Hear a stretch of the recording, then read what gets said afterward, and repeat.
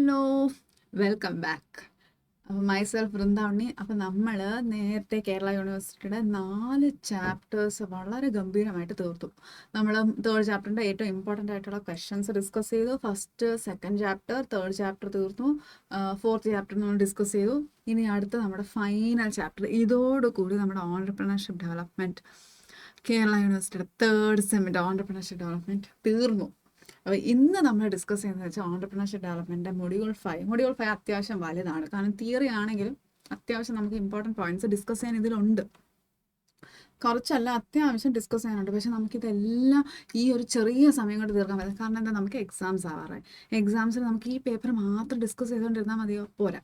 നമുക്ക് ഈ full text book cover ചെയ്തിട്ടുണ്ട്.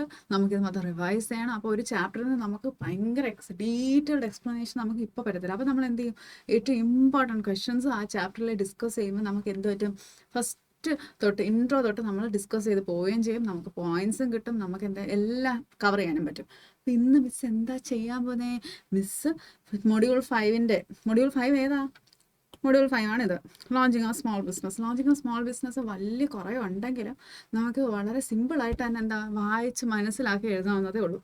ഇന്നത്തോടുകൂടി ഇതിൻ്റെ ഡീറ്റെയിൽഡ് ആയിട്ടുള്ള ക്വസ്റ്റ്യൻ ഡിസ്കഷനാണ് നമ്മൾ ചെയ്യുന്നത്. ഇതിൽ നിന്നല്ലാതെ എങ്ങൊന്നും ചോദിക്കാൻ പോകുന്നില്ല. കാരണം അത്രയും ഇമ്പോർട്ടൻ്റ് ആയിട്ടുള്ള ക്വസ്റ്റ്യൻസ് നമ്മൾ കളക്ട് ചെയ്ത് വെച്ചാണ് ഇന്ന് എന്ത് ചെയ്യുന്നത്, ഡിസ്കസ് ചെയ്യുന്നത്. അതുകൊണ്ട് നമ്മൾ ആ ചാപ്റ്റർ തുടക്കം തൊട്ടുള്ള എല്ലാ പോയിൻറ്റ്സും കവർ ചെയ്യുകയും ചെയ്യും. മെയിൻ പോയിൻറ്റ്സ് എല്ലാം നമ്മൾ പഠിക്കുകയും ചെയ്യും, റിവൈസ് ചെയ്യുകയും ചെയ്യും. നമുക്ക് എക്സാമിന് എഴുതാനും പറ്റും. അപ്പം നമുക്ക് എത്രയും പെട്ടെന്ന് ഇത് തുടങ്ങി എത്രയും പെട്ടെന്ന് തന്നെ എന്ത് ചെയ്യാം, നമുക്ക് ഈ പോയിന്റ്സ് എല്ലാം കറക്റ്റായിട്ട് പഠിച്ചു പോകാം. ഓക്കെ, അപ്പം നമ്മളിപ്പോൾ എന്താ ചെയ്യാൻ പോകുന്നത്? ലോഞ്ചിങ് ആ സ്മോൾ ബിസിനസ്സിൻ്റെ ഷോർട്ട് ആൻസർ ക്വസ്റ്റ്യൻസ് നമുക്ക് ഡിസ്കസ് ചെയ്യാം. 1 മാർക്കിന് ഇല്ല, അത് മിസ്സിന് അറിയാം. 1 മാർക്കിന് കിട്ടുന്നേ ഉള്ളൂ. അത് കണ്ട് ഇനി ആരും ബോധം കേട്ടൊന്നും വീഴണ്ട, അതില്ല. ഓക്കെ, അതുകൊണ്ട് നമ്മൾ എന്ത് വേണം, അഥവാ നിങ്ങൾക്ക് ഇങ്ങനത്തെ പോയിന്റ്സ് ചോദിക്കുവാണെങ്കിൽ ഇതെന്ത് വേണം, ഇത് ജസ്റ്റ് ഒരു ഇൻട്രോ പോലെ തരുന്നതേ ഉള്ളൂ. ഇത് മീനിങ് ആയിട്ടോ എവിടെയൊക്കെ ആഡ് ചെയ്യാൻ പറ്റും അവിടെ എല്ലാം ഇത് ആഡ് ചെയ്യാൻ നോക്കണം. അല്ലാണ്ട് അയ്യോ 1 മാർക്കിന് ഇല്ല, 1 മാർക്കിന് പഠിച്ചിട്ട് എന്തിനാന്നല്ല. ഇതും നമുക്ക് എന്ത് ചെയ്യും, ഇത് എവിടെയെങ്കിലുമൊക്കെ ആഡ് ചെയ്യാൻ പറ്റുമെങ്കിൽ ആഡ് ചെയ്ത് പോകാം. 2 മാർക്കിന് ക്വസ്റ്റ്യൻ ചോദിക്കുകയാണെങ്കിൽ മീനിങ് എഴുതിക്കൂടെ? അങ്ങനെയാണ് നമ്മൾ ഡിസ്കസ് ചെയ്യുന്നത്. Okay, come on everybody. Okay, first question, what do you mean by small business? Small business എന്ന് വെച്ചാൽ എന്താണ്? സ്മോൾ ബിസിനസ് എന്ന് വെച്ചാൽ എന്താ മക്കളെ? സ്മോൾ സ്കെയിൽ ഓപ്പറേഷൻ എന്ന് വെച്ചാൽ എന്തോ ഒരു വ്യക്തിയായിരിക്കും തുടങ്ങുന്നത്. ലെസ് ക്യാപിറ്റൽ മതി, ലെസ് ലേബർ, ലെസ് മെഷീൻസ്, ഇതെല്ലാം മതി. ഇതിനെയാണ് സ്മോൾ ബിസിനസ് എന്ന് പറയുന്നത്. സ്മോൾ ബിസിനസ് എന്താ? സ്മോൾ സ്കെയിൽ ഓപ്പറേറ്റ് ചെയ്യുന്നു. ഇല്ലെങ്കിൽ എന്താ, small business independent enterprise with a small market share and limited resources. വളരെ ലിമിറ്റഡ് റിസോഴ്സസ്, കുറച്ച് ലേബർ മതി, കുറച്ച് ഇൻവെസ്റ്റ്മെൻറ്റ് മതി, അതുപോലെ തന്നെ എന്ത് മതി, കുറച്ച് മെഷീനറി മതി. അതെ, ഇത് മൊത്തം ഇച്ചിരീച്ച മതി, കുറച്ച് മതി. അങ്ങനെയാണെങ്കിൽ നമുക്ക് എന്ത് ചെയ്യാൻ പറ്റും? സ്മോൾ ബിസിനസ് എന്ന് പറയാം. It typically employs fewer people. ഒരുപാട് പേരെ വെച്ചാണോ ഈ സ്മോൾ സ്കെയിൽ ബിസിനസ് റൺ ചെയ്യുന്നില്ല. കൂടിപ്പോയാൽ 1, 2, 3 അത്രേ കാണും. കാരണം അത് സ്മോൾ സ്കെയിൽ ബിസിനസ് ആണ്. അപ്പം as a lower revenue compare to large companies, വലിയ കമ്പനീസിന് ഒത്തിരി ബ്രാഞ്ചസ് ഉണ്ട്. അവരെ വെച്ച് കമ്പയർ ചെയ്യുമ്പോൾ ഈ സ്മോൾ സ്കെയിൽ ഇൻഡസ്ട്രീസ് അത്രയും റവന്യൂ ജനറേറ്റ് ചെയ്യുന്നുണ്ടോ? അത്രയും റവന്യൂ ജനറേറ്റ് ചെയ്യുന്നില്ല. അപ്പം നമ്മൾ ആദ്യത്തെ ക്വസ്റ്റ്യൻ ഡിസ്കസ് ചെയ്തു. What do you mean by resource mobilization? എന്താണ് resource mobilization? Okay, resource mobilization refers to the process of gathering and utilizing financial, human and physical resources for a business. അത് mobilisation എന്ന് വെച്ചാൽ തന്നെ ആദ്യം മനസ്സിലാക്കണം എന്താണ്. എല്ലാ ആക്ടിവിറ്റീസും നമ്മൾ അണ്ടർടേക്ക് ചെയ്യണം. അതായത് എന്തൊക്കെയാണ് ഒരു ബിസിനസ്സിന്, എന്തൊക്കെ റിസോഴ്സസ് ആണ് വേണ്ടത്. ഒരു ബിസിനസ് എന്ന് തുടങ്ങുമ്പോൾ നമുക്ക് ഒരുപാട് ബിസിനസ്സസ് ഉണ്ട്. അതിപ്പോൾ സ്മോൾ സ്കെയിൽ ആണെങ്കിലും ലാർജ് സ്കെയിൽ ആണെങ്കിലും. അതിപ്പം ഫിനാൻസിൻ്റെ ആവശ്യമുണ്ട്, ഹ്യൂമൻ, ഫിസിക്കൽ റിസോഴ്സസ്. ഇതിൻ്റെയൊക്കെ പ്രോസസ് ഓഫ് ഗ്യാതറിങ്, ഇതിനെയൊക്കെ എന്താ ഓർഗനൈസ് ചെയ്ത് നമ്മൾ ഗ്യാദർ ചെയ്യാണ്. ഈ ആക്ടിവിറ്റീസിനെ എല്ലാം അണ്ടർടേക്ക് ചെയ്ത് നമ്മൾ ഓർഗനൈസ് ചെയ്ത് എന്തിനാണ് ഇത് സെക്യൂർ ചെയ്യണം, എന്നാൽ മാത്രമേ നമ്മുടെ ബിസിനസ് റൺ ആവത്തുള്ളൂ. Okay, it includes funding, sourcing skills, securing necessary equipments of facilities.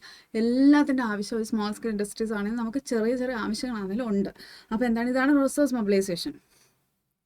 ഒരു ഡെഫിനേഷൻ കൂടെ പറയുന്നത്, the process which identified and mobilises the resources essential for the development.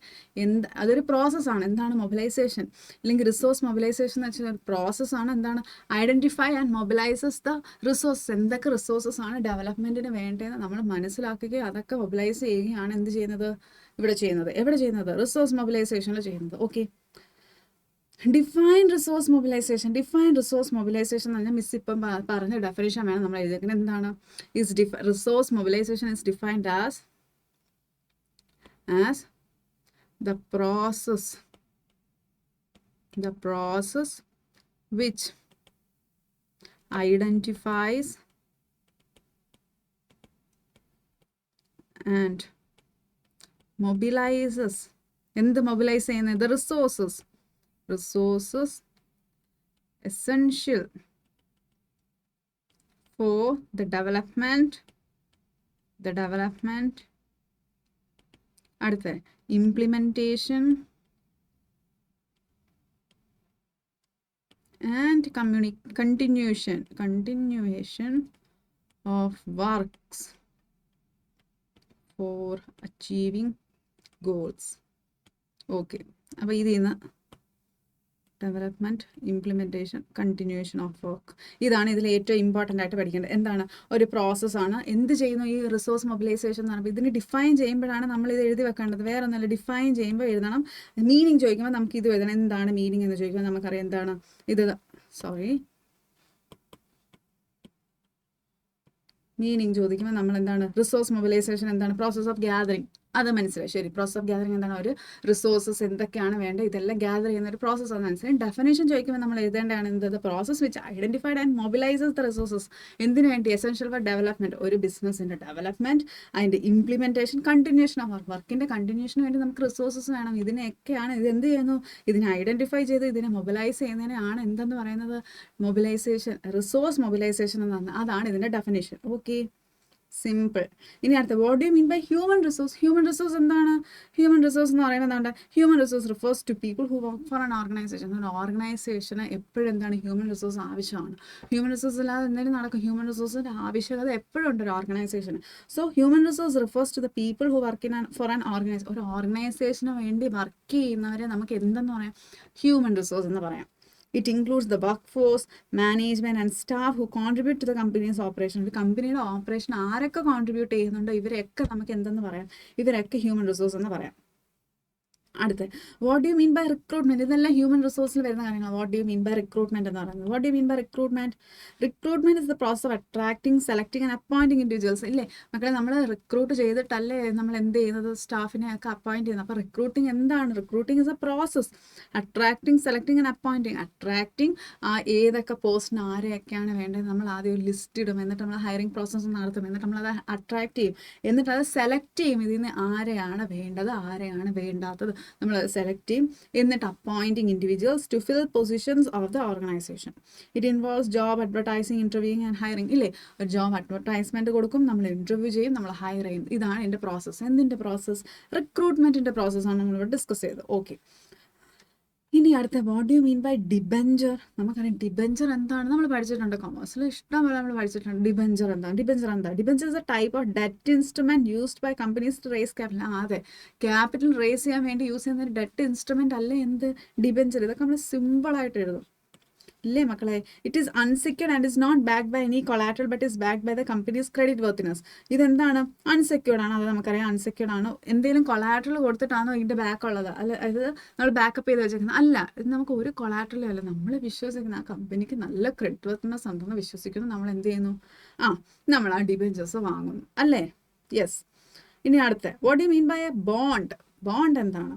A bond is a fixed income security where an investor lends money to a corporation or government.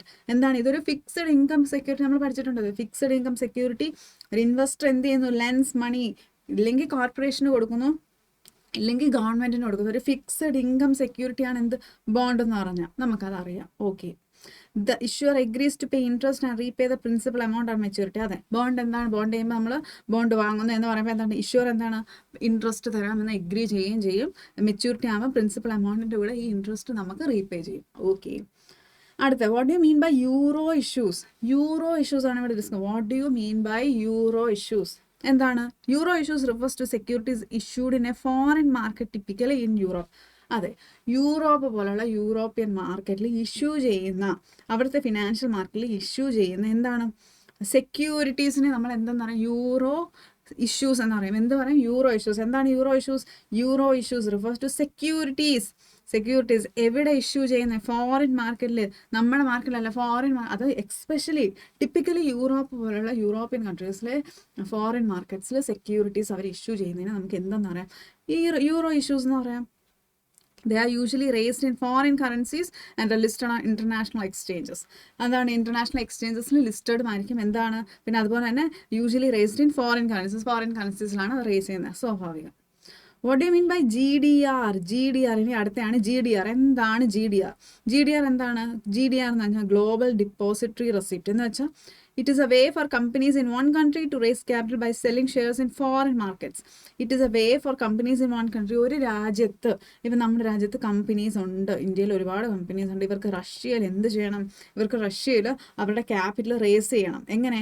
Shares, അങ്ങനല്ലേ പറ്റത്തുള്ളൂ. Shares എന്ത് ചെയ്യും? Shares cell ചെയ്യും.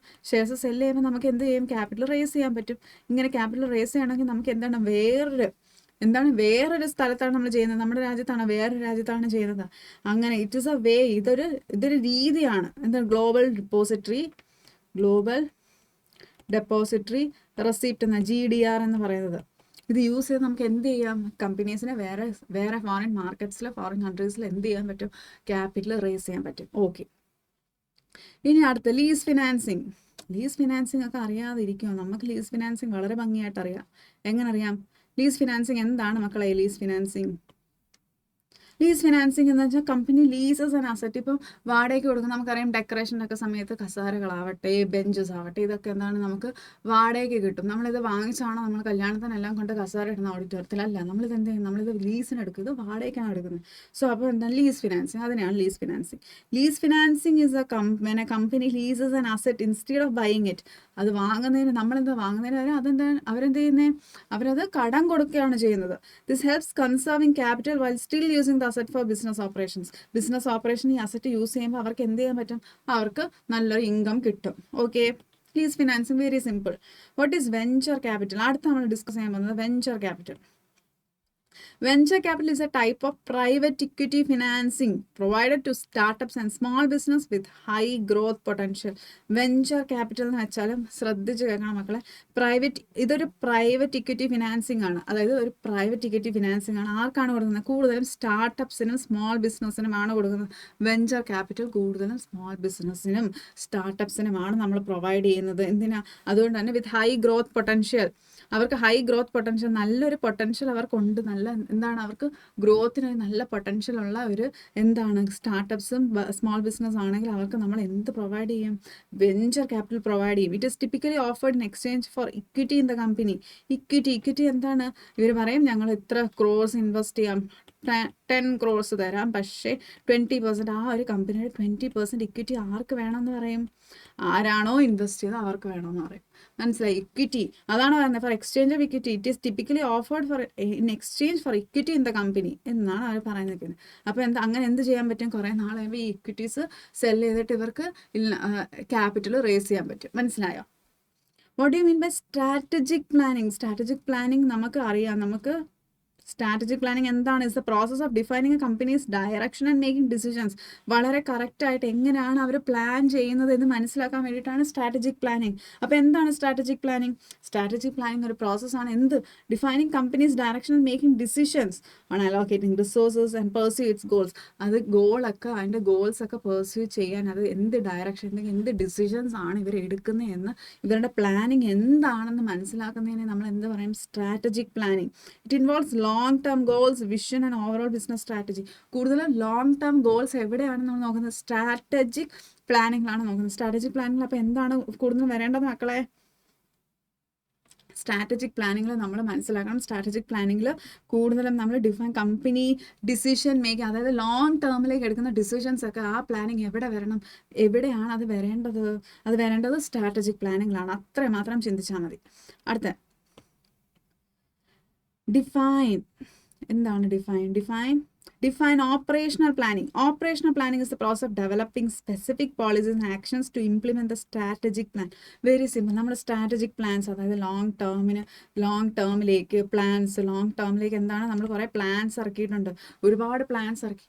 ഇത് plan നടപ്പിലാക്കണമെങ്കിൽ നമുക്ക് എന്താണ്? ഒരു operational plan ആണ്. അതായത് it's a detailed the process of developing specific policies. അതായത് എന്ത് പോളിസീസ് ഇംപ്ലിമെൻറ്റ് ചെയ്താലാണ് ഈ ലോങ് ടേമിലേക്ക് ഈ പ്ലാനിങ് എല്ലാം വളരെ ഭംഗിയായിട്ട് പോകുന്നത്. അപ്പോൾ എന്താണത്? Developing specific policies and actions to implement the strategic plan. ഈ സ്ട്രാറ്റജിക് പ്ലാൻ ഇംപ്ലിമെൻറ്റ് ചെയ്യാൻ വേണ്ടിയിട്ട് നമ്മൾ എടുക്കുന്ന പോളിസീസിനെ ഇല്ലെങ്കിൽ ആക്ഷൻസിനെ എന്തെന്ന് പറയാം? ഓപ്പറേഷണൽ പ്ലാനിങ് എന്ന് പറയാം. ഓക്കെ, ഇനി അടുത്ത it involves day to day decisions, objectives and resources. Okay, അടുത്ത what do mean by operational plan? എന്താണ് operational plan? It's a detailed short term plan that outlines how the business will achieve its goals. ഇതൊരു small plan ആണ്. Operational plan എന്ന് പറയുമ്പോൾ ഇവിടെ എന്താണ്? Operational നമ്മൾ planning ആണ്. ഇവിടെ ഓപ്പറേഷണൽ പ്ലാൻ എന്ന് പറയുമ്പോൾ നമ്മൾ ചിന്തിക്കണം ഒരു ഡീറ്റെയിൽഡ് ഷോർട്ട് ടേം പ്ലാൻ ആണ്. എന്ത്? ദാറ്റ് ഔട്ട്ലൈൻസ് ഹൗ ബിസിനസ് എങ്ങനെ അച്ചീവ് ചെയ്യും, അവരുടെ ഗോൾസ് എങ്ങനെ അച്ചീവ് ചെയ്യും എന്നാണ് നമ്മൾ ഡിസ്കസ് ചെയ്യുന്നത്.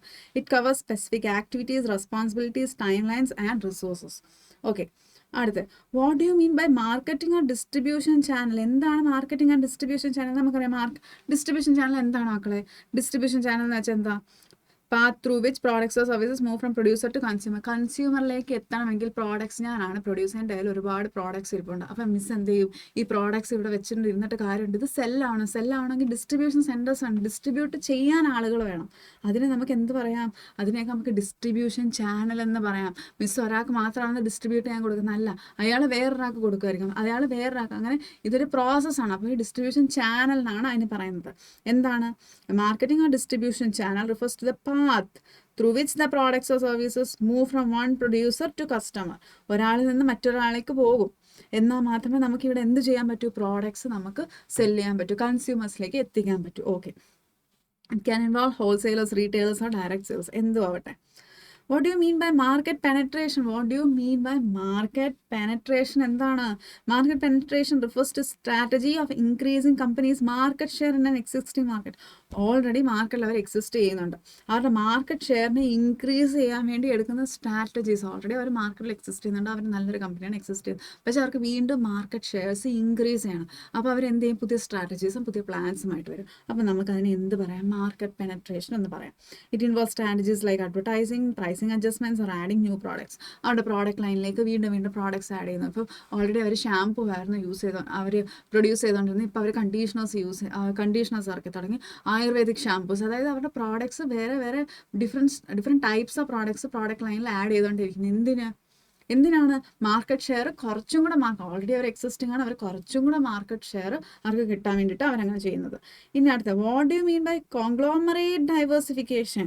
ഇതെന്താണ് മക്കളെ? ഇത് വളരെ ഇമ്പോർട്ടൻ്റ് ആണ്. Okay, conglomerate diversification is when a company expands into areas unrelated to its existing products. Expand ചെയ്യുന്ന കമ്പനി എന്ത് ചെയ്യുന്ന? കമ്പനിയിൽ business expand to areas unrelated, ഒട്ടും റിലേറ്റഡ് അല്ലേ, ഇപ്പോഴത്തെ എക്സിസ്റ്റിംഗ് പ്രോഡക്ട്സോ സർവീസസോ ആയിട്ട് ഒരു ബന്ധമില്ലാത്ത അൺറിലേറ്റഡ് ആയിട്ടുള്ള ഏരിയാസിലേക്ക് അവർ എന്ത് ചെയ്യും? എക്സ്പാൻഡ് ചെയ്യുമ്പോൾ കമ്പനി എക്സ്പാൻഡ് ചെയ്യുന്നു. It helps reduce risk by entering new market or industries. പുതിയ മാർക്കറ്റ് എവിടേക്കാണോ എൻ്റെ പ്രോഡക്ട്സ് ഇല്ലാത്ത, എനിക്ക് മനസ്സിലായി എക്സിസ്റ്റിംഗ് പ്രോഡക്ട്സ് ഇന്ത്യയിൽ എൻ്റെ പ്രോഡക്ട്സ് വളരെ ഭംഗിയായിട്ടുണ്ട്, പക്ഷേ ചൈനയിൽ അത് ഇല്ല, ഞാൻ വളരെ ന്യൂ ആയിട്ട് കണ്ടുപിടിച്ച് ഈ സാധനം ചൈനീസ് മാർക്കറ്റിൽ വന്നിട്ടേ ഇല്ല. അപ്പോൾ മിസ് എന്ത് ചെയ്യും? മിസ് ഇത് ആ ഏരിയയിലേക്ക്, അൺറിലേറ്റഡ് ആയിട്ടുള്ള ഏരിയയിലേക്ക് കമ്പനി എക്സ്പാൻഡ് ചെയ്യാൻ നോക്കും. അപ്പോൾ ഇതെന്ത് ചെയ്യും? Helps reduce risk by entry new മാർക്കറ്റോ ഇൻഡസ്ട്രി. പുതിയ മാർക്കറ്റോ ഇൻഡസ്ട്രിയിലേക്കോ എൻ്റർ ചെയ്യുമ്പോൾ എന്താണ്? റിസ്ക് കുറയും. അടുത്ത what you mean by market segmentation? Market segmentation വളരെ സിമ്പിൾ. മാർക്കറ്റ് സെഗ്മെൻറ്റ് എന്ന് വെച്ചാൽ നമ്മുടെ മാർക്കറ്റിലാണ് വളരെ ഡിഫറെൻ്റ് ആയിട്ടുള്ള പ്രോഡക്റ്റ്സ് ഇറക്കിയിട്ടുണ്ട്. വുമൺ ഓറിയൻറ്റഡ് പ്രോഡക്റ്റ്സ് ഉണ്ട്, പിന്നെ ചിൽഡ്രൻ ഓറിയൻറ്റഡ്, അതായത് കുഞ്ഞുങ്ങൾക്കുള്ള ഡ്രസ്സസ് ഉണ്ട്, അവർക്കുള്ള ബേബി കിറ്റ് ഉണ്ട്, ബേബി പൗഡർ ഉണ്ട്, ബേബി ക്രീം ഉണ്ട്, പിന്നെ എന്താ പറയുന്നത്, പിന്നെ വുമൻസിന് വേണ്ടിയിട്ടുള്ള ഡ്രസ്സസ് ഉണ്ട്, അപ്പാരൽസ് ഉണ്ട്, മെന്നിന് വേറെ. അപ്പം ഇതെന്താ? ഓരോ സെഗ്മെൻറ്റേഷനാണ്. ഓരോ പ്രായത്തിനും ഇല്ലേ, ഓരോ ഏജിനെയും ഡിറ്റർമൈൻ ചെയ്തുകൊണ്ട് തന്നെ ഡ്രസ്സസ് ഇറങ്ങിയിട്ടുണ്ട്. നമ്മളെല്ലാവരും ഒരേ സൈസിലുള്ള ഡ്രസ്സാണ് ഇട്ടുകൊണ്ട് നടക്കുന്നത്, അല്ലല്ലോ, നമ്മൾ ഡിഫറെൻ്റ് ആയിട്ടുള്ള. അതുകൊണ്ട് തന്നെ മാർക്കറ്റ് സെഗ്മെൻറ്റേഷൻ എന്ന് പറയുന്നത്, അതായത് സെഗ്മെൻ്റ് ആയിട്ട് ഡിവൈഡ് ചെയ്ത് വെച്ചേക്കുക. എന്തിനാണ് ഇങ്ങനെ ഡിവൈഡ് ചെയ്യുന്നത്? Broad consumer. എന്തിനാണ് ഇങ്ങനെ നമ്മൾ ഡിവൈഡ് ചെയ്യുന്നത്? ഡെമോഗ്രാഫി. ഇതിങ്ങനെ ഡിവൈഡ് ചെയ്യുമ്പോൾ നമുക്ക് പെട്ടെന്ന് ഏതിലാണ് നമ്മൾ കോൺസെൻട്രേറ്റ്. ഓക്കെ, മിസ് നാളെ ഒരു ബിസിനസ് തുടങ്ങുമ്പോൾ എന്ത് ബിസിനസ്സാണെന്ന് പറയുമ്പോൾ ഏത് സെഗ്മെൻറ്റിലേക്കാണ് മിസ് ബിസിനസ് തുടങ്ങുന്നത്? ബേബി സെക്ടർ എന്ന് വെച്ചാൽ ബേബീസിനുള്ള ഡ്രസ്സസ്, അവരുടെ ക്വാളിറ്റി, അതായത് ആ ഡ്രസ്സിന് നല്ല ക്വാളിറ്റി, നല്ല പിന്നെ അവർക്കുള്ള സോപ്പ്, പൗഡർ, അങ്ങനെയുള്ള ബാക്കി സാധനങ്ങൾ. അപ്പം ഇതെന്താണ്? ഇത് ഏത് സെഗ്മെൻറ്റാണ്? ബേബി സെഗ്മെൻറ്റ്സിലാണ്. അതായത് ഇൻഫാൻറ്റ് ബോൺ, അല്ലെങ്കിൽ ബേബീസിന് വേണ്ടിയിട്ട് എക്സ്ക്ലൂസീവ്ലി ഫോർ ബേബീസ്. അപ്പോൾ ഈ സെഗ്മെൻറ്റ് എങ്ങോട്ട് മാത്രമായിട്ട് മാറി? മാർക്കറ്റ് എന്ന് പറയുന്നത് ആ ബേബി ഓറിയൻറ്റഡ് പ്രോഡക്ട്സിലേക്ക് മാത്രമായിട്ട് മാറി. ഓക്കെ, അപ്പോൾ ഇതെന്താണ്? It is factors based on demographics, behaviour and preferences. അതെ, ഇനി അടുത്ത ഡിഫൈൻ എ ബിസിനസ് ഇൻക്യുബേറ്റർ. എന്താണ് business incubator? Is an organisation that supports the development of startups by providing resources like office space, mentoring and funding. Simple. Incubator എന്ന് പറഞ്ഞാൽ എന്താണ്? അതൊരു organisation ആണ്. എന്ത്? That supports the development of startup by providing resources like office space. നമുക്കറിയാം ഇൻക്യുബേറ്ററിൻ്റെ ഏറ്റവും നല്ല എക്സാമ്പിളാണ് ടെക്നോ പാർക്ക്. ടെക്നോ പാർക്ക് എന്താണ് ചെയ്യുന്നത്? അവിടെ ഇഷ്ടം പോലെ ഓഫീസസ് ഉണ്ട്. അപ്പോൾ ഇവിടെ നമ്മൾ എന്താണ്, ഒരു സ്റ്റാർട്ടപ്പ് ഉണ്ടെങ്കിൽ അവർക്ക് നമ്മൾ റിസോഴ്സസ് പ്രൊവൈഡ് ചെയ്യുന്നത്. എന്ത് റിസോഴ്സസ്? ഓഫീസ് സ്പേസ് കൊടുക്കും, മെൻറ്ററിങ്ങും ഫണ്ടിങ്ങും ഒക്കെ നമുക്ക് എന്താ ചെയ്യാൻ പറ്റും. ഇങ്ങനെ ചെയ്യുമ്പോൾ നമ്മുടെ എന്താ, നമുക്ക് ടെക്നിക്കലി വളരാൻ പറ്റും, അവർക്കുള്ള റിസോഴ്സസും കിട്ടും. Its goal is to help business growing and succeed. Business grow ചെയ്യാനും സക്സീഡ് ചെയ്യാൻ വേണ്ടിയിട്ടാണ് നമ്മളിത് ചെയ്യുന്നത്. Okay, define a startup. What is startup? Startup നമുക്കറിയാം എന്താണ് startup. Newly established business that is focused on developing a unique product or service. വളരെ newly established, അതായത് വളരെ പുതിയതായിട്ട് ഒരു ബിസിനസ് തുടങ്ങാൻ പോകുന്നത്. അതിന് നമുക്ക് എന്താ പറയാം? സ്റ്റാർട്ടപ്പ് എന്ന് പറയാം.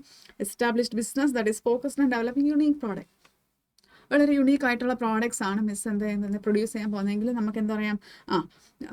എന്താണ് സ്റ്റാർട്ടപ്പ്? സ്റ്റാർട്ടപ്പ് എന്ന് വെച്ചാൽ വളരെ ഫ്രഷ് ആയിട്ടൊരു ബിസിനസ് തുടങ്ങുന്നത് നമുക്ക് സ്റ്റാർട്ടപ്പ് എന്ന് പറയുന്നത്. അത്രേ ഉള്ളൂ, simple. It typically operates under conditions of extreme uncertainty. Extreme uncertainty. Startup എന്ന് പറയുന്നത് വളരെ അൺസർട്ടൺ ആണ്. ഹിറ്റ് ആവുമോ ഇല്ലെങ്കിൽ സക്സീഡ് ആവത്തില്ലെന്നൊന്നും നമുക്കറിയത്തില്ല. വളരെ അൺസർട്ടൺ ആണ് എന്ത്, ഒരു സ്റ്റാർട്ടപ്പ് എന്ന് പറയുന്നത്. What do you mean by Technopark? Technopark is a facility designed to promote technology-driven companies. Technology, എന്ത് കമ്പനീസ് ആവട്ടെ അവരെ പ്രൊമോട്ട് ചെയ്യാൻ വേണ്ടിയിട്ടാണ് നമ്മൾ എന്ത് ചെയ്യുന്നത്? ടെക്നോപാർക്ക് പോലുള്ള ഫെസിലിറ്റീസ് നമ്മൾ പ്രൊവൈഡ് ചെയ്യുന്നത്. Provides infrastructure, services and community for tech based businesses. നമ്മൾ അവർക്ക് ഇൻഫ്രാസ്ട്രക്ചർ പ്രൊവൈഡ് ചെയ്യും, സർവീസ് പ്രൊവൈഡ് ചെയ്യുന്നുണ്ട്. എന്തിനാണ്? ടെക് ബേസ്ഡ് ബിസിനസ്സസ് ഗ്രോ ചെയ്യാനും ഡെവലപ്പ് ചെയ്യാനും അവർക്ക് എന്താ അതിലൂടെ പ്രോഫിറ്റും കിട്ടാൻ വേണ്ടിയിട്ട്. അതുകൊണ്ട് നമ്മൾ റിസോഴ്സസ് ആണ് പ്രൊവൈഡ് ചെയ്യുന്നത് ടെക്നോപാർക്സിലൂടെ.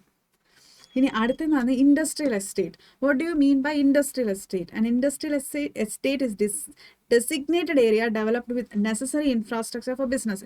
എന്താണ് ഇൻഡസ്ട്രിയൽ എസ്റ്റേറ്റ്? ഇൻഡസ്ട്രിയൽ എസ്റ്റേറ്റ് കൂടുതൽ നമുക്ക് ഇൻഫ്രാസ്ട്രക്ചേഴ്സ് പ്രൊവൈഡ് ചെയ്യും. എന്തിൻ്റെ ഡെവലപ്മെൻറ്റിന്? ബിസിനസ്, പർട്ടിക്കുലർലി മാനുഫാക്ചറിങ് പോലുള്ള ഇൻഡസ്ട്രീസിൻ്റെ ഡെവലപ്മെൻറ്റിന് വേണ്ടിയാണ് നമ്മൾ എന്ത് കൊടുത്തേക്കുന്നത്? ഇങ്ങനത്തെ ഏരിയാസ്, ഡെസിഗ്നേറ്റഡ് ഏരിയാസ് കൊടുത്തേക്കുന്നത്. ഇൻഡസ്ട്രിയൽ എസ്റ്റേറ്റ് എന്നാണ് അവിടെ പറയുന്നത്. ഇൻഡസ്ട്രിയൽ എസ്റ്റേറ്റ്സിൽ നമ്മൾ കൂടുതൽ നമുക്ക് ഇൻഫ്രാസ്ട്രക്ചേഴ്സ് എന്തിനു വേണ്ടി കിട്ടും? മാനുഫാക്ചറിങ്. അപ്പോൾ ഇത് റെഡി ടു യൂസ് ലാൻഡാണ്. നമുക്കൊരു മാനുഫാക്ചറിങ് യൂണിറ്റ് തുടങ്ങണമെങ്കിൽ വളരെ ധൈര്യപൂർവ്വം നമുക്കിവിടെ തുടങ്ങാൻ പറ്റും. എന്താ? കാരണം ഇത് ഇൻഡസ്ട്രിയൽ എസ്റ്റേറ്റ് ഓൾറെഡി ഇവരത് എസ്റ്റാബ്ലിഷ് ചെയ്ത് വെച്ചിട്ടുണ്ട്. റെഡി ടു മൂവിനാണ്, അല്ലെങ്കിൽ യൂസ് ചെയ്യാൻ നമുക്ക് പറ്റും. സോ അങ്ങനത്തെ ഫെസിലിറ്റീസ് പ്രൊവൈഡ് ചെയ്യാനാണ് industrial estate. Techno park business related കൊടുക്കുമ്പോൾ ഇൻഡസ്ട്രിയൽ എസ്റ്റേറ്റ് ഇൻഡസ്ട്രീസിനെ ബേസ് ചെയ്താണ് കൊടുക്കുന്നത്. സിമ്പിൾ. ഇനി അടുത്ത, what do you mean by seed capital? Seed capital വളരെ സിമ്പിളാണ്, ഒരുപാടൊന്നും ചിന്തിക്കേണ്ട ആവശ്യമില്ല. Seed capital is the initial funding use to start a business. ഒരു സ്റ്റാർട്ടപ്പ് തുടങ്ങാൻ പോകുന്നതിന് സീഡ് ക്യാപിറ്റൽ, ഇനിഷ്യലായിട്ട് നമുക്ക് കുറച്ച് ക്യാപിറ്റൽ ആവശ്യമുണ്ട്. അതിന് നമ്മൾ സീഡ് ക്യാപിറ്റൽ എന്ന് പറയും. It comes from the founders, friends or Angel investors. നമുക്ക് പറയാൻ പറ്റില്ല ഏത് ഇൻവെസ്റ്റർ പെട്ടെന്നൊരു മാലാകെ പോലെ ഒരു ഇൻവെസ്റ്റർ വന്നിട്ട് ഞങ്ങൾ നിങ്ങൾക്ക് വേണ്ടി ഫണ്ട് ചെയ്ത് നമ്മൾ ചിന്തിച്ചിട്ട് കൂടി കാണത്തില്ല.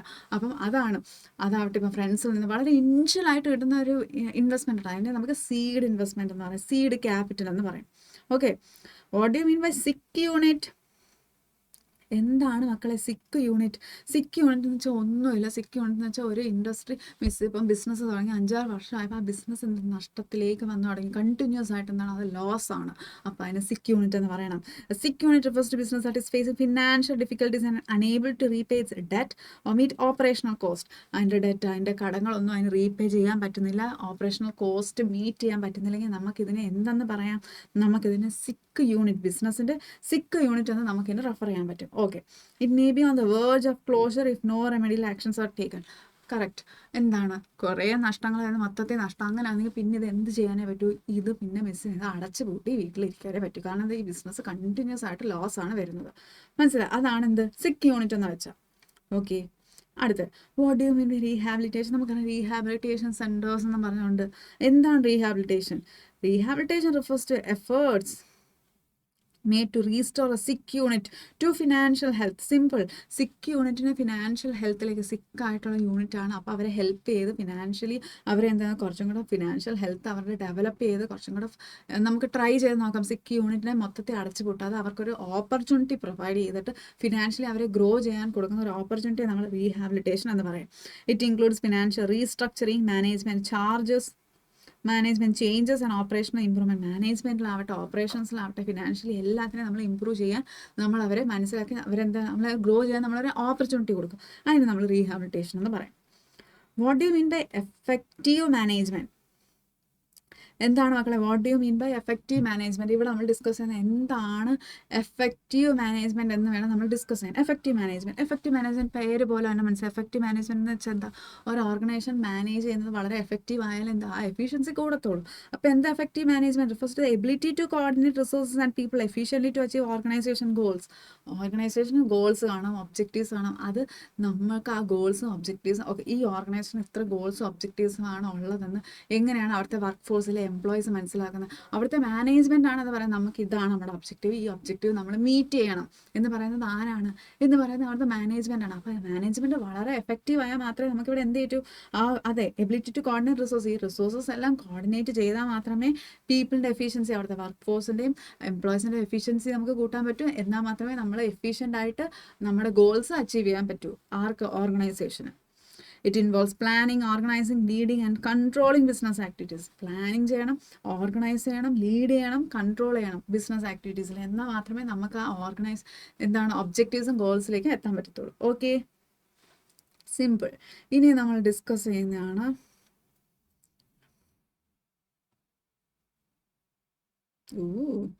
അത്യാവശ്യമുണ്ട് നമുക്ക് ഡിസ്കസ് ചെയ്യാൻ. അപ്പം നമുക്കിതെല്ലാം ഡിസ്കസ് ചെയ്താൽ എന്താണ്? പെട്ടെന്ന് തീരും, പേടിക്കണ്ട. മിസ്സിൽ ചെയ്ത് പെട്ടെന്ന് തീർക്കും. നമ്മൾ എവിടെ ഡിസ്കസ് ചെയ്ത്? ഓക്കെ. നമ്മളിനി അടുത്ത ഡിസ്കസ് ചെയ്യാം. നമ്മൾ 1 മാർക്ക് എന്ന് പറഞ്ഞാൽ കുഞ്ഞു കുഞ്ഞു കാര്യങ്ങൾ, കുഞ്ഞു മീനിങ്സ് ഒക്കെ നമ്മൾ പെട്ടെന്ന് പഠിച്ചു. ഇനി നമുക്ക് 2 മാർക്സ് എന്ന് പറഞ്ഞാലും ഇവിടെ മനസ്സിലാക്കണമെന്ന് നിങ്ങൾക്ക് ക്വസ്റ്റ്യൻസ് ചോദിക്കുമ്പോൾ നേരത്തെ ചോദിച്ച കാര്യങ്ങൾ കുറച്ചും കൂടെ എലാബറേറ്റ് ചെയ്തിട്ട് എഴുതണം. ഓക്കെ. അടുത്ത differentiate registered debentures and from bearer debentures. എന്താണ് രജിസ്റ്റേർഡ് ഡിബഞ്ചേഴ്സും ബെയറർ ഡിബഞ്ചേഴ്സും എന്നാണ് മനസ്സിലാക്കേണ്ടത്. Okay. Registered debentures these are debentures in the name of owner and the company records ownership details. ഇതിലെന്തുണ്ട്? ഓണറിൻ്റെ ഡീറ്റെയിൽസ് ഉണ്ട്. ആരാണ് ഇതിൻ്റെ ഓണർ? എന്താണ്? ഡെറ്റ് ഇൻസ്ട്രുമെൻ്റ് അല്ലേ ഈ ഡിബഞ്ചേഴ്സ് എന്ന് പറയുന്നത്. അപ്പോൾ ഇതെന്ത് വേണം? ഡിബഞ്ചേഴ്സിൻ്റെ അതിൽ ആ സർട്ടിഫിക്കറ്റിൽ എന്തുണ്ട്? അതിൽ ഓണറിൻ്റെ നെയിം ഉണ്ട് ആൻഡ് കമ്പനി റെക്കോർഡ്സ് ഉണ്ട്, ഓണർഷിപ്പ് ഡീറ്റെയിൽസ് ഉണ്ട്. ഓക്കെ. ഇനി ബെയറർ ഇൻസ്ട്രുമെന്റ്, ബെയറർ ഡിബഞ്ചർ എന്താണ്? These are unregistered debentures. Bearer debenture എൻ്റെ കയ്യിൽ ഡിബഞ്ചർ ഉണ്ട്, അതിൽ ഓണറിൻ്റെ പേരൊന്നുമല്ല. നേരത്തെ ഉള്ള രജിസ്റ്റേർഡ് ഡിബഞ്ചറിൽ എൻ്റെ പേരുണ്ട്, വൃന്ദ ഉണ്ണി എന്ന് ആ ഡിബഞ്ചറിൽ എഴുതി വെച്ചിട്ടുണ്ട്. ഇതിൽ എൻ്റെ പേരില്ല. ഞാൻ എന്ത് ചെയ്ത്, എനിക്ക് വളരെ സന്തോഷം തോന്നി. അപ്പം ഞാനിത് എൻ്റെ അനിയത്തിക്ക് കൊടുത്തു. അതിപ്പം ആരാണോ ബെയർ ചെയ്യുന്നത്, ഇപ്പം ഞാൻ ആർക്കാണ് കൊടുത്തത്? എൻ്റെ അനിയത്തിക്കാണ് കൊടുത്തത്. ഇപ്പം അവളാണ് ആര്? അതിൻ്റെ ഓണർ. ആര് ബെയർ ചെയ്യുന്നോ അവരാണ് ഇതിൻ്റെ ഓണർ. വളരെ സിമ്പിൾ. രജിസ്റ്റേർഡ് ഡിബഞ്ചർ എന്ന് വെച്ചാൽ അതിലെൻ്റെ പേര് വേണം, ഓണറിൻ്റെ പേര് വേണം. ഞാനാണ് ഓൺ ചെയ്യുന്നത്, ഓണറിൻ്റെ പേര്, ആ കമ്പനിയുടെ ഡീറ്റെയിൽസ് ഇതെല്ലാം കാണും. ബെയർ ഇൻസ്ട്രുമെൻറ്റിലോ അങ്ങനെ ഒന്നും കൊടുത്തിട്ടില്ല. ആര് ബെയർ ചെയ്യുന്നു, ആരുടെ കയ്യിൽ ഞാൻ കൊടുക്കുന്നു. ഇപ്പം എൻ്റെ അനിയത്ത് വേറൊരാൾക്ക് കൊടുത്താൽ എന്താണ്? അയാളുടെ ആയി. സിമ്പിൾ. ബെയർ ഇൻസ്ട്രുമെൻ്റ് എന്ന് വെച്ചാൽ ആരുടെയൊക്കെ കയ്യിൽ ഇത് കൈമാറി പോകുന്ന അവരെല്ലാവരും അതിൻ്റെ ആരാണ്? അവരെല്ലാവർക്കും അതിൽ അവകാശമുണ്ട്. അവകാശമല്ല, അവരാണ് അതിൻ്റെ ഓണർ. സിമ്പിൾ. ഉണ്ടോ? Transfer by delivery. ആർക്കാണോ ഞാനിത് എടുത്ത് കൊടുക്കുന്നത് അവർക്കാണ് ഇനി എന്ത്? അവരാണ് ഇനി അതിൻ്റെ ഓണർഷിപ്പ്. സിമ്പിളാണ്.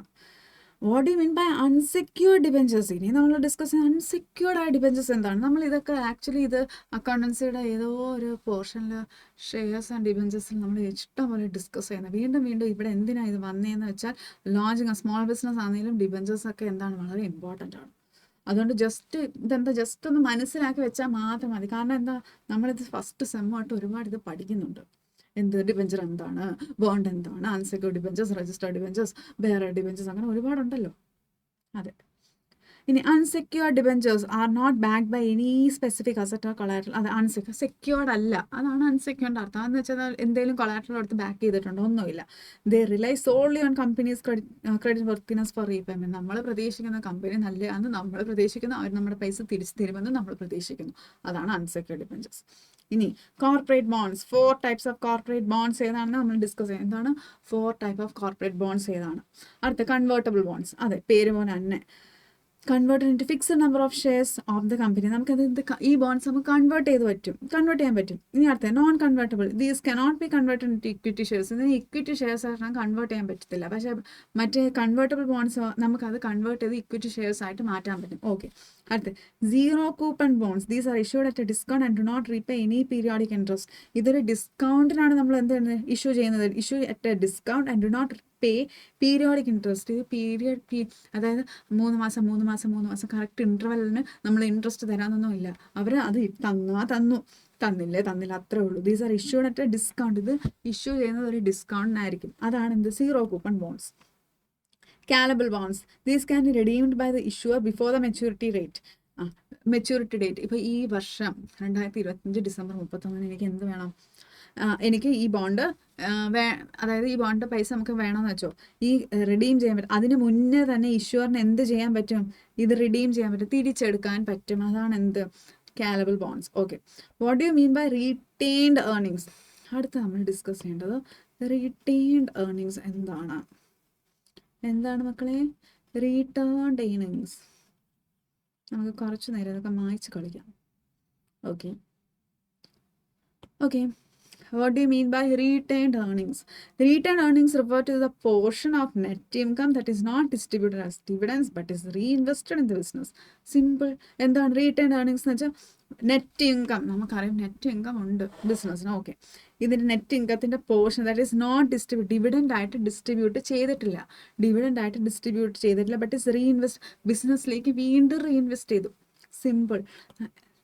Net income. Okay, net income കുറേ നമ്മൾ എന്ത് ചെയ്തു? ഡിസ്ട്രിബ്യൂട്ട് ചെയ്ത് ഡിവിഡൻ്റ് ആയിട്ട് 50% പോട്ടെ, 80%, ബാക്കി 20% നമ്മൾ ചെയ്തില്ല. വീണ്ടും ഇത് എന്ത് ചെയ്തു?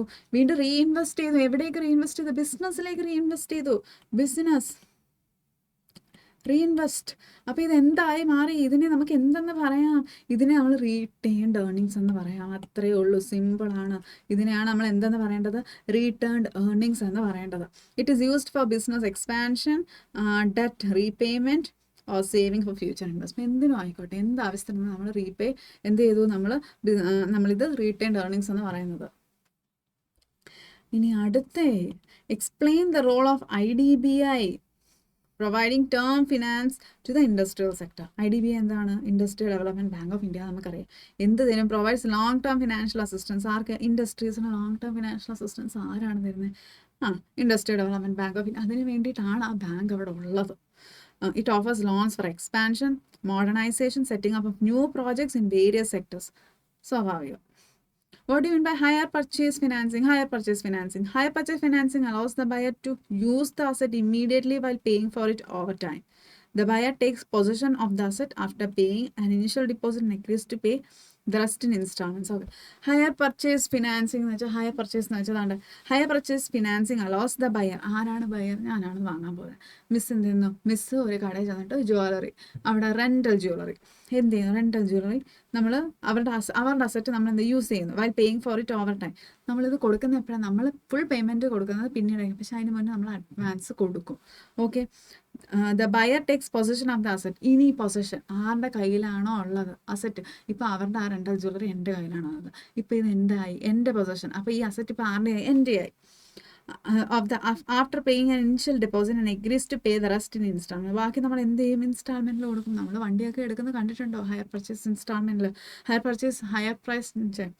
പർച്ചേസ് ഫൈനാൻസിങ് കൂടുതലും നമ്മൾ പഠിച്ചിട്ടുള്ളത് വണ്ടികളൊക്കെ എടുക്കുമ്പോൾ ട്രാൻസ്പോർട്ടേഷൻ്റെ ആ സമയത്ത് അത് നമ്മൾ പഠിച്ചിട്ടുണ്ട്. ഇല്ലേ? പഠിച്ചിട്ടില്ലേ? Very nice. ഞാൻ പഠിച്ചിട്ടുണ്ട് എവിടെയോ.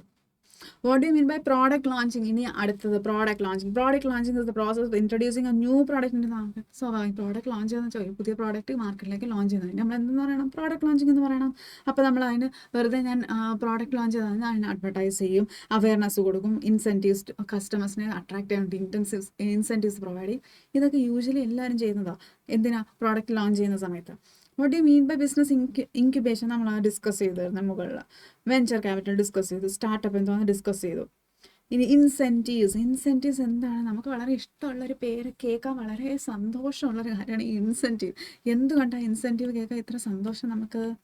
കാരണം ഇതൊരു റിവാർഡാണ്, benefit to encourage specific actions of behaviour. നമ്മുടെ ബെനിഫിറ്റ്സിനെ, നമ്മൾ ചെയ്യുന്ന ആക്ഷൻസിനെ, ബിഹേവിയറിനെയോ ഒരാൾക്ക് ഇഷ്ടപ്പെട്ടാൽ പറയുന്നത് നിങ്ങൾക്ക് ഇത്ര ഇൻസെൻറ്റീവ് ഈ മാസം കിട്ടും. കാരണം എന്താ? നമ്മൾ അതിന് വേണ്ടി വർക്ക് ചെയ്തു. അതുകൊണ്ടാണ്. വെറുതെ നമുക്ക് ഇൻസെൻറ്റീവ് ആരും തരത്തില്ല. ഇൻസെൻറ്റീവ് വേണമെങ്കിൽ അത് റിവാർഡാണ്. അത് കിട്ടണമെങ്കിൽ നമ്മൾ എന്ത് ചെയ്യണം? നമ്മൾ അതിനനുസരിച്ച് വർക്ക് ചെയ്യണം, ആ ഒരു ടാർഗറ്റ് അച്ചീവ് ചെയ്യണം. They are use to motivate employees, customers or business. എംപ്ലോയീസിനെ മോട്ടിവേറ്റ് ചെയ്യാനോ കസ്റ്റമേഴ്സിനെ ബിസിനസ്സിനെ ഇതിനെ മോട്ടിവേറ്റ് ചെയ്യാൻ വേണ്ടിയിട്ടാണ് നമ്മൾ കൂടുതലും റിവാർഡ്സ് ആയിട്ട് ഇൻസെൻറ്റീവ്സ് പ്രൊവൈഡ് ചെയ്യുന്നത്. ഓക്കെ, അടുത്ത what are the functions of KVIC?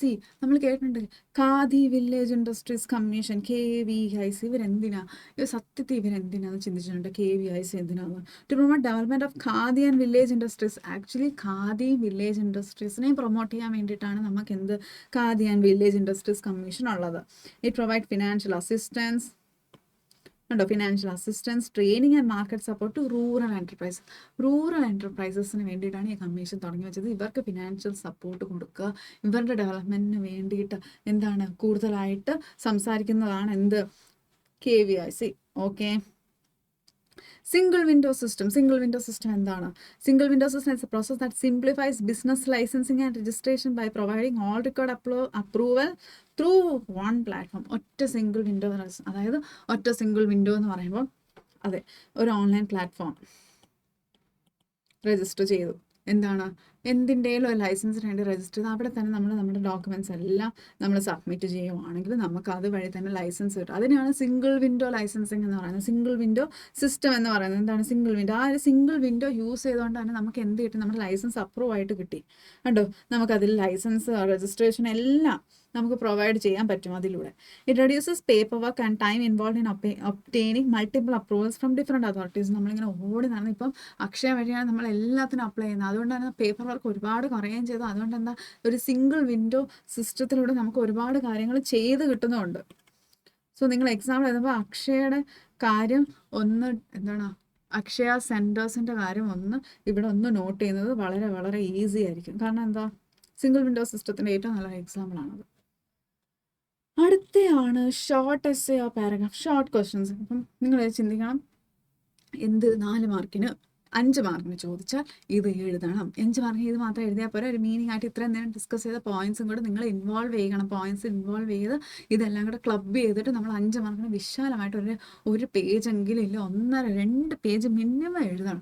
ഇല്ലെങ്കിൽ 5 മാർക്കൊന്നും കിട്ടത്തില്ല. യൂണിവേഴ്സിറ്റി പേപ്പർ വെട്ടി ദൂരെ എറിയും. അങ്ങനെ എറിയാതിരിക്കണമെങ്കിൽ മിനിമം 2 പേജെങ്കിലും എഴുതാൻ പഠിക്കണം. എന്നാലേ 3-4 മാർക്കെങ്കിലും കിട്ടും. ഇല്ല 2 മാർക്ക് 2.5 മാർക്ക് കിട്ടും. ഒന്നും എഴുതാതിരുന്നാൽ മതി, അപ്പോൾ സപ്ലി കിട്ടും. ഓക്കെ, ഇനി അടുത്തയാണ് short essay or paragraph type questions. Explain the role of small business in India. ഇനി സ്മോൾ ബിസിനസ് ഇൻ ഇന്ത്യയുടെ റോളാണ് നമ്മൾ ഡിസ്കസ് ചെയ്യുന്നത്. Small businesses play a vital role in India's economy. അതെ, നമുക്ക് ഇഷ്ടംപോലെ സ്മോൾ ബിസിനസ്സസ് നമ്മുടെ ഇന്ത്യയിലുണ്ട്. അതുകൊണ്ട് തന്നെ കോൺട്രിബ്യൂട്ടിങ് GDPക്ക് സിഗ്നിഫിക്കൻറ്റ് കോൺട്രിബ്യൂഷൻ. അതുകൊണ്ടാണ് small scale industries, medium micro ഇൻഡസ്ട്രീസിന് വേണ്ടി MSME ആക്ട് 2006 തന്നെ വന്നത് എന്താണ്? കാരണം ഏറ്റവും കൂടുതൽ GDPക്ക് കോൺട്രിബ്യൂട്ട് ചെയ്യുന്നത് MSMEs ആണ്. ലാർജ് കമ്പനീസിനെ കമ്പയർ ചെയ്യുമ്പോൾ ഏറ്റവും കൂടുതൽ നമുക്കുള്ളത് ആരാണ്? MSMEs ആണ് ഏറ്റവും കൂടുതലുള്ളത്. ഇത് provide employment opportunities especially in rural and semi urban area. Small businesses കൂടുതൽ നമ്മൾ എവിടെ കാണപ്പെടുന്നത്? റൂറൽ ഏരിയാസിൽ കാണാറുണ്ട്. Small business help in the development of new industries and products, thereby fostering innovation. Okay, they promote balanced regional development by operating in areas where large business may not have a presence. വലിയ business ഉള്ളിടത്ത് അതിൻ്റെ അടുത്ത് പോയിട്ട് ചെറിയ business തുടങ്ങിയിട്ട് വല്ല കാര്യമില്ല. കൂടുതലും സ്മോൾ ബിസിനസ്സസ് ആണെങ്കിൽ നമുക്കറിയാം, സ്മോൾ ബിസിനസ് ഒരുപാട് യൂണിറ്റ്സ്, ഓരോ ഇൻഡിവിജ്വലിൻ്റെ ഓരോ ബിസിനസ് യൂണിറ്റ്സ് അടുപ്പിച്ച് നമുക്ക് കാണാൻ പറ്റും. കാരണം എന്താ, അവിടെ റീജിയണൽ ഡെവലപ്മെൻറ്റും വരും, വലിയ കമ്പനീസിന് പ്രസൻസും ഇല്ല. Characteristics of equity share. Equity share എന്താണ്? Ownership in a company, share holders and having voting rights. അതെ, they provide dividend to share ഹോൾഡേഴ്സിന് ഡിവിഡൻഡ് കിട്ടും. Okay, which are not fixed but depend on company's performance. Equity ഷെയർസിൻ്റെ ഇത് നമ്മൾ പഠിച്ചിട്ടുണ്ട്. Equity shares pay the risk of the company's failure and have a claim on its assets after debt obligations are met. They have the potential of high returns in the form of capital gains if the company performs well. ഇത് equity share ആദ്യം മനസ്സിലാക്കണം. Company ഉണ്ടെങ്കിൽ അത് company profit പോയാൽ മാത്രമേ എന്താ equity share വാങ്ങിച്ചെന്ന് പറഞ്ഞിട്ട് കാര്യമുള്ളൂ, ഡിവിഡൻഡ് കിട്ടും. ഇല്ലാതെ അത് പെർഫോം ചെയ്യുന്നത് വളരെ മോശമാണെങ്കിൽ ഇക്വിറ്റി ഷെയർസ് വാങ്ങിച്ച് വെച്ചെന്ന് പറഞ്ഞിട്ട് ഒരു കാര്യമില്ല, നമുക്ക് എന്ത് കിട്ടത്തില്ല? ഡിവിഡൻഡ് കിട്ടത്തില്ല. അതാണ് അവിടെ പറഞ്ഞത് അവർ. What are the different types of preference shares? Preference shares and the cumulative preference shares, non-cumulative, convertible, redeemable. ഇത് എത്ര നാളുകൊണ്ട് നമ്മൾ പഠിക്കുന്ന cumulative preference share. These share holders are entitled to unpaid dividends in the future. Unpaid dividends, ഇത് ശ്രദ്ധിച്ച് ചെയ്യണം. Unpaid dividends in the future. ആരാണ്? Share holders are entitled to unpaid dividends. Okay, അടുത്ത് non cumulative. They do not carry the right to receive unpaid dividends. Do not carry the right to receive unpaid dividends. Do not carry the right. ഈ terms മറന്ന പോലെ. Convertible preference share, they are converted into convertible preference share. ഈ convertible, non convertible, നേരത്തെ ബോൺസിൻ്റെ കാര്യം പറയുമ്പോഴും പറയണം ഇത് എന്തിലാണ് കൺവേർട്ട് ചെയ്യുന്നത്. ഇക്വിറ്റി ഷെയർസിലോട്ട് കൺവേർട്ട് ചെയ്യുന്ന കാര്യങ്ങളാണ് എപ്പോഴും ഡിസ്കസ് ചെയ്യുന്നത്. അപ്പോൾ ഇവിടെ എന്താ കൺവേർട്ട് ചെയ്യുന്നത് എങ്ങോട്ടാണ്? ഇക്വിറ്റി ഷെയർസിലേക്ക്. റിഡീമബിൾ എന്താണ്? These can be repurchase by the company over fixed period. ഒരു ഫിക്സ്ഡ് പീരീഡ് കഴിഞ്ഞിട്ട് കമ്പനി തന്നെ ഇത് റീപർച്ചേസ് ചെയ്യും. അതാണ് എന്ത്? Redeemable preference share. ഓക്കെ, അടുത്ത explain the various short term sources of funding. Explain the various short term sources of funding. Okay, എന്താണ് short term? ശ്രദ്ധിച്ച് കേൾക്കണം. ഷോർട്ട് ടേം സോഴ്സസ് എന്നാണ് മിസ് പറഞ്ഞത്. ഷോർട്ട് ടേം ഫോഴ്സസ് അല്ല sources. Bank overdraft, bank overdraft, trade credit, factoring, short term loans. ഇതൊക്കെ എന്താണ്? ഇതൊക്കെ short term sources, ഫണ്ടിങ്ങിൻ്റെ ഏറ്റവും ഷോർട്ട് ടേം സോഴ്സസ് ആണ്. Bank overdraft. Bank overdraft എന്താണ്? ഇത് ബാങ്ക് ഓവർ ഡ്രാഫ്റ്റ് എന്ന് പറയുമ്പോൾ നിങ്ങൾ മനസ്സിലാക്കണം, business to withdraw more money than its bank up to bank overdraft എന്ന് പറയുമ്പോൾ നമ്മൾ മനസ്സിലാക്കണമെന്ന് വെച്ചാൽ നമുക്ക് എന്താണ്? ഒരു ബിസിനസ്സിന് വിഡ്രോ ചെയ്യാം more money than it has in its bank. അതിൻ്റെ ബാങ്കിൽ ഇപ്പോൾ 5000 രൂപയേ ഉള്ളൂ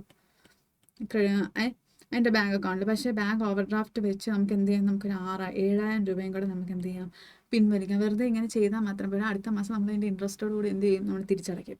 ഓക്കെ, അതാണ് ബാങ്ക് ഓവർ ഡ്രാഫ്റ്റ്. അത് 1 month 2 monthനകം നമ്മൾ എന്താ റീപേ ചെയ്യാൻ വേണം. ഇല്ലെങ്കിൽ എന്താ ഇൻട്രസ്റ്റ് കൂടിക്കൊണ്ടേയിരിക്കും. 7000 വരെ നമ്മൾ 8000 9000 റുപ്പീസ് തിരിച്ചു കൊടുക്കേണ്ടി വരും. Trade credit, suppliers offer credit. Suppliers credit കൊടുക്കും, allowing business to delay payment for goods and services purchased. അടുത്ത factoring. Business can sell the receivables to factoring company in exchange for immediate cash. Immediate cash നമുക്ക് പെട്ടെന്നൊരു ആവശ്യമുണ്ടെങ്കിൽ നമുക്ക് എന്ത് ചെയ്യാൻ പറ്റും? നമ്മുടെ റിസീവബിൾസ് ആർക്ക് സെല് ചെയ്യാം? ഫാക്ടറിങ് കമ്പനീസിന് സെല് ചെയ്യാം. മനസ്സിലായോ? അതാണ് ഫാക്ടറിങ്. ഷോർട്ട് ടേം ലോൺസ് നമുക്കറിയാം, ലെസ് ദാൻ ഇയറിന് 7 മാസം 8 മാസം സമയത്തിന് ലോൺ വേണം. അതിനെന്ത് പറയും? ഷോർട്ട് ടേം ലോൺസ് എന്ന് പറയും. ഓക്കെ, അതിനെ നമ്മൾ ഷോർട്ട് ടേം ലോൺസ് എന്ന് പറയും.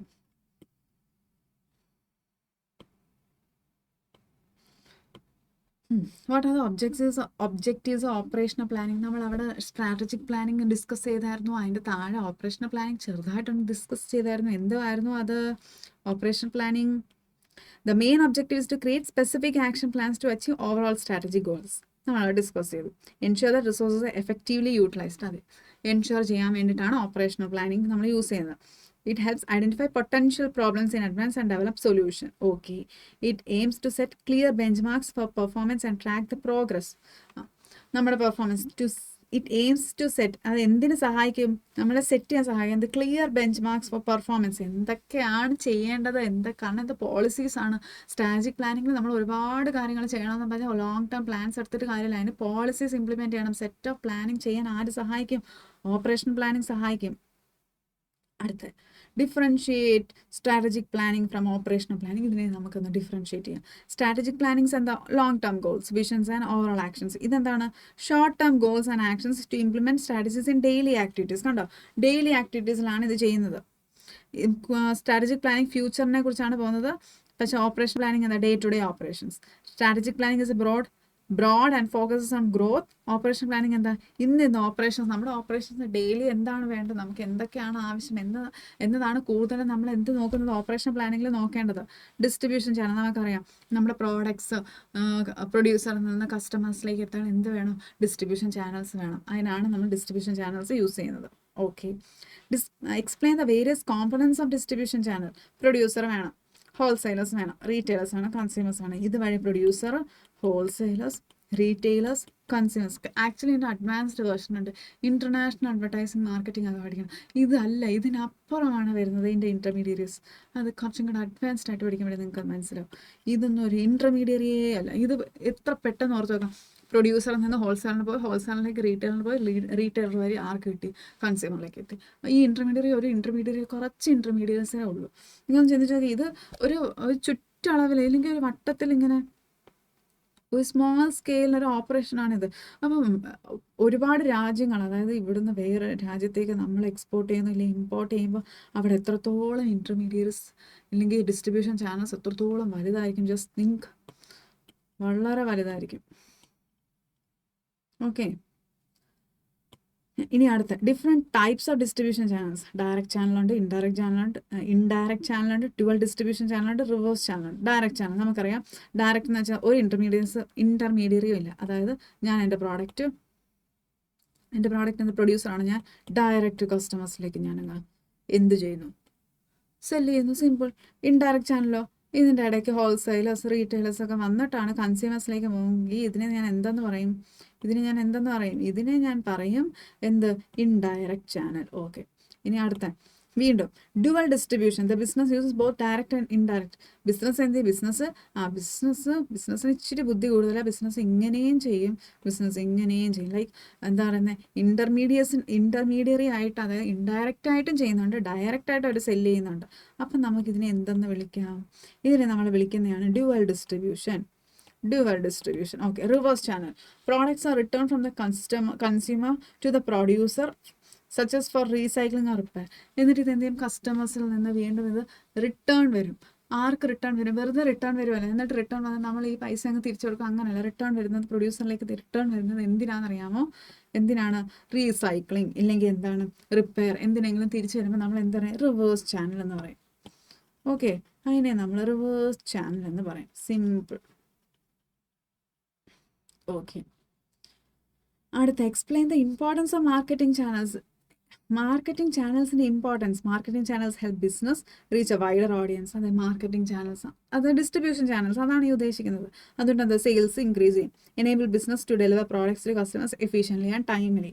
Help business reduce cost by leveraging intermediaries. കുറച്ചോ കൂട്ടി എങ്ങനെയാണെങ്കിലും എന്താ, നമുക്ക് കോസ്റ്റ് ഇല്ലെങ്കിൽ ബിസിനസ്സിൻ്റെ കോസ്റ്റ് നമുക്ക് റെഡ്യൂസ് ചെയ്യാൻ ഇവിടെ ഒരു ഓപ്പർച്യൂണിറ്റി ഉണ്ട്. Create opportunity for customer support and relation building. അതെ, എന്താ, അതൊക്കെയാണ് ഇവിടെ പറയുന്നത്, മാർക്കറ്റിംഗ് ചാനൽസിന് പറയുന്നത്. Okay, what are the market penetration strategies employed by small business? കണ്ടോ, സ്മോൾ ബിസിനസ് എന്തൊക്കെ സ്ട്രാറ്റജീസ് ആണ്? മാർക്കറ്റ് പെനട്രേഷൻ എന്താണ്? ഓൾറെഡി മാർക്കറ്റിൽ എക്സിസ്റ്റിംഗ് ആണ്, പക്ഷെ എന്നാലും അവർക്ക് മാർക്കറ്റ് ഷെയർ കൂട്ടണം എന്നുണ്ടെങ്കിൽ അവർ എന്ത് ചെയ്യും? Price reduction, offering low prices to attract more customers. അപ്പോൾ എന്താ, കൂടുതൽ കസ്റ്റമേഴ്സിലേക്ക് എത്തും. ഇൻക്രീസ് പ്രൊമോഷൻ, ഈ പ്രൊമോഷൻ ഇൻക്രീസ് ആണ്. പ്രോഡക്റ്റ് ഇംപ്രൂവ്മെൻറ്റ്, ജോഗ്രഫിക് എക്സ്പാൻഷൻ എന്ന് വെച്ചാൽ ഒരു ഏരിയയിലായിരുന്നു അവർ ഇപ്പം ചെയ്തുകൊണ്ടിരുന്ന ബിസിനസ്, ആ സ്മോൾ ബിസിനസ് ജസ്റ്റ് അനദർ ഏരിയയിലും കൂടെ അവർ എക്സ്പാൻഡ് ചെയ്യും. അതാണ് ജോഗ്രഫിക് എക്സ്പാൻഷൻ. ഓക്കെ, അടുത്ത് what you mean by diversification?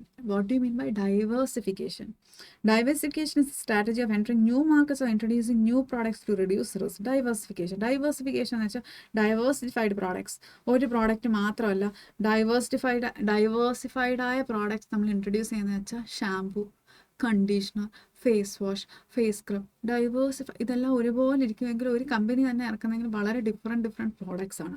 അപ്പോൾ എന്താ, ന്യൂ പ്രോഡക്ട്സ് ഇൻട്രൊഡ്യൂസ് ചെയ്യാൻ ന്യൂ മാർക്കറ്റിലേക്ക് നമുക്ക് എന്ത് ചെയ്യും? ന്യൂ മാർക്കറ്റിലേക്ക് എൻ്റർ ചെയ്യാനും പറ്റും. ഓക്കെ, അതാണ് എന്ത്, ഡൈവേഴ്സിഫിക്കേഷൻ എന്ന് പറയുന്നത്. Okay, it involves spreading investment across different areas to minimise dependence on one product or market. ഒറ്റ പ്രോഡക്റ്റിൽ മാത്രം നമ്മൾ എന്താ ഡിപ്പെൻഡ് ചെയ്യേണ്ട, നമുക്ക് ഇനി പ്രോഡക്ട്സിലേക്ക് എന്താ,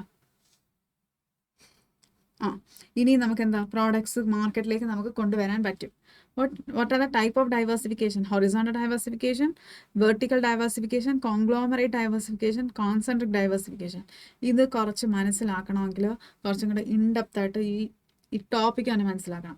like entering a new market with similar പ്രോഡക്ട്സുമായിട്ട് വളരെ സിമിലർ ആയിട്ടുള്ള പ്രോഡക്ട്സുമായിട്ടാണ് എൻട്രി ചെയ്യുന്നത്. അതായത് ജസ്റ്റ് തിങ്ക്, മുളക് പൊടി, മല്ലിപ്പൊടി, മഞ്ഞപ്പൊടി ഒരു കമ്പനി പ്രൊഡ്യൂസ് ചെയ്യുന്നു. ഇതേ സെയിം പാറ്റേൺ വളരെ സിമിലർ ആയിട്ടുള്ള പ്രോഡക്ട്സ് കൊണ്ട് തന്നെ അവരെന്താ പുതിയ മാർക്കറ്റിലേക്ക് എൻ്റർ ചെയ്യുന്നു. സെയിം കറി പൗഡേഴ്സിലാണ് അവരെന്തെന്ന് അവർ കൂടുതലും സ്റ്റിക്ക് ഓൺ ആവുന്നത്. പക്ഷേ ഇതേ കമ്പനി തന്നെ അലൂമിനിയം പാത്രങ്ങൾ അടുത്ത ദിവസം തൊട്ട് അവരൊരു അഡ്വർടൈസ്മെൻറ്റ് ഇറക്കി, ഞങ്ങളിതാ പുതിയ പാത്രങ്ങൾ, നോൺ സ്റ്റിക്ക് പാത്രങ്ങൾ ഇറക്കാൻ പോകും. വളരെ ഡിഫറെൻ്റ് ആണ്. അതാണ് vertical expanding same supply chain either forward or backward. Like വളരെ ഡിഫറെൻ്റ് ആയിട്ടാണ് അവർ ഡൈവേഴ്സിഫൈഡ് ആയിട്ട് പ്രോഡക്ട്സിനെ കൊണ്ടുവരുന്നത്. സോ അതിനെ നമുക്ക് എന്തെന്ന് പറയാം, വെർട്ടിക്കൽ ഡൈവേഴ്സിഫിക്കേഷൻ എന്ന് പറയാം. ഇനി കോൺഗ്ലോമറേറ്റ്, സോറി, വെർട്ടിക്കൽ ഡൈവേഴ്സിഫിക്കേഷൻ എന്ന് വെച്ചാൽ വെർട്ടിക്കൽ ഡൈവേഴ്സിഫിക്കേഷൻ ഇതല്ല, ഹൊറിസോണ്ടൽ ഡൈവേഴ്സിഫിക്കേഷൻ ആണ് സെയിം പ്രോഡക്ട്സ്, അതായത് സെയിം കറി പ്രോഡക്ട്സുമായിട്ട് മാർക്കറ്റിൽ എൻ്റർ ചെയ്യുന്നത്. കോൺഗ്ലോമറേറ്റ് ആണ് ഇങ്ങനെ എന്താണ്, ഒരു ബന്ധമില്ലാത്ത കാര്യങ്ങൾ അവർ പുതിയ പുതിയ മാർക്കറ്റിലേക്ക് പ്രൊഡ്യൂസ് ചെയ്തുകൊണ്ടേയിരിക്കും. അതാണ് എന്ത്, കോൺഗ്ലോമറേറ്റ് ഡൈവേഴ്സിഫിക്കേഷൻ. വെർട്ടിക്കലിൽ പറയുന്നത് സെയിം സപ്ലൈ ചെയിൻ ഏത് ഫോർവേഡ് ബാക്ക്വേർഡ് എക്സ്പാൻഡ് ചെയ്യുന്നത്, സെയിം സപ്ലൈ ചെയിൻ യൂസ് ചെയ്യുന്നത്, ഇല്ലെങ്കിൽ മുന്നോട്ട് ഇല്ലേ പിന്നോട്ടെന്ന് പറയുന്ന പോലെ ഇവർ വെർട്ടിക്കലി ഡൈവേഴ്സിഫൈ ചെയ്യും അവരുടെ പ്രോഡക്ട്സിനെ. ഓക്കെ, ഇനി അടുത്ത നമുക്ക് ഡിസ്കസ് ചെയ്യേണ്ടത് what are benefits of market segmentation. Market സെഗ്മെൻറ്റേഷൻ്റെ ഗുണങ്ങൾ നമ്മൾ നേരത്തെ ഡിസ്കസ് ചെയ്ത മാർക്കറ്റിൽ പല ഡെമോഗ്രാഫിക് ഏജ് വെച്ച് നമ്മൾ മാർക്കറ്റിനെ ഒരുപാട് തരംതിരിക്കും. ഇങ്ങനെ ചെയ്താലുള്ള benefits, market segmentation allows business to target specific customer groups with tailored products and service. Tailored products and service എന്ന് വെച്ചാൽ എന്താ, ഇന്ന ഏജ് ഗ്രൂപ്പിന് ഇന്ന പ്രോഡക്ട്സ്, ഇന്ന ഏജ് ഗ്രൂപ്പിന് ഇപ്പം നമ്മൾ പ്രായമുള്ളവർക്കുള്ള ഡ്രസ്സസ് വേറെ, പ്രായമുള്ളവർക്കുള്ള റിക്വയർമെൻറ്റ്സ് വേറെ, അപ്പം നമ്മൾ അവർക്ക് പ്രൊഡ്യൂസ് ചെയ്യുന്ന ഗുഡ്സ് എന്തായിരിക്കും, ഇല്ല സർവീസസ് അത് വേറെ ആയിരിക്കും. അതാണ് ഇവിടെ പറയുന്നത്. It helps companies allocate resources more efficiently to maximise profit. സിമ്പിളാണ്, മാർക്കറ്റ് സെഗ്മെൻറ്റേഷനൊക്കെ വളരെ സിമ്പിളാണ് പഠിക്കാൻ. അടുത്ത നമ്മുടെ പാഠം എത്ര പെട്ടെന്നാണ് തീരാറായത് കണ്ടോ. Explain the role and function of, അല്ല നമ്മളിത് ഡിസ്കസ് ചെയ്തില്ല. What are the principles of successful product launch. ഒരു പ്രോഡക്റ്റ് ലോഞ്ച് നമ്മൾ സക്സസ്ഫുൾ ആയിട്ട് എന്താ പ്രോഡക്റ്റ് ലോഞ്ച് ചെയ്യുന്ന അതിൻ്റെ പ്രിൻസിപ്പിൾസ്. ക്ലിയർ ടാർഗറ്റ് ഓഡിയൻസ്, ഞാനൊരു പ്രോഡക്റ്റ് ലോഞ്ച് ചെയ്യാൻ പോകുന്നു, അത് ആർക്കാണ്, ഏത് കസ്റ്റമേഴ്സിലേക്കാണ് ഇത് എത്തേണ്ടതെന്ന് എനിക്ക് നല്ല ബോധ്യം വേണം, ഇല്ലെങ്കിൽ എന്താണ് പ്രോഡക്റ്റ് ഫെയിലിയർ ആവും. Effective marketing plan, good timing, correct ടൈമിങ്ങിന് വേണം അത് ചെയ്യുക.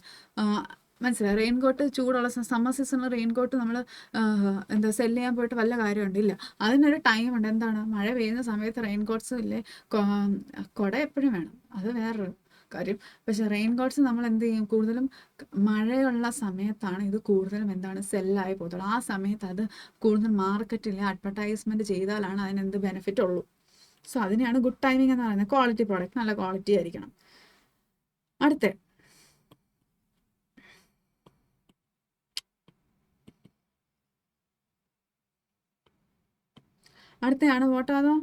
What is the role, explain the role and functions of business incubators. നമ്മൾ നേരത്തെ ബിസിനസ് ഇൻക്യുബേറ്റേഴ്സ് എന്താണെന്ന് പറഞ്ഞാൽ എന്താണ് ടെക്നോ പാർക്കുകൾ, അവർ നമുക്ക് എന്ത് ചെയ്യും, നമ്മൾ റിസോഴ്സസ് പ്രൊവൈഡ് ചെയ്യും. എന്ത് റിസോഴ്സസ്, നമ്മൾ ഫെസിലിറ്റീസ് കൊടുക്കും, എങ്ങനത്തെ സ്പേസ്, ഓഫീസ് സ്പേസ് കൊടുക്കും, ഫിനാൻഷ്യൽ അസിസ്റ്റൻസ്, ബിസിനസ് മെൻറ്ററിങ്, ഇതൊക്കെ നമ്മൾ കൊടുത്തുകൊണ്ടാണ് ഇന്ന് ബിസിനസ് ഇൻക്യുബേറ്റേഴ്സ് കൊടുക്കുന്നത്.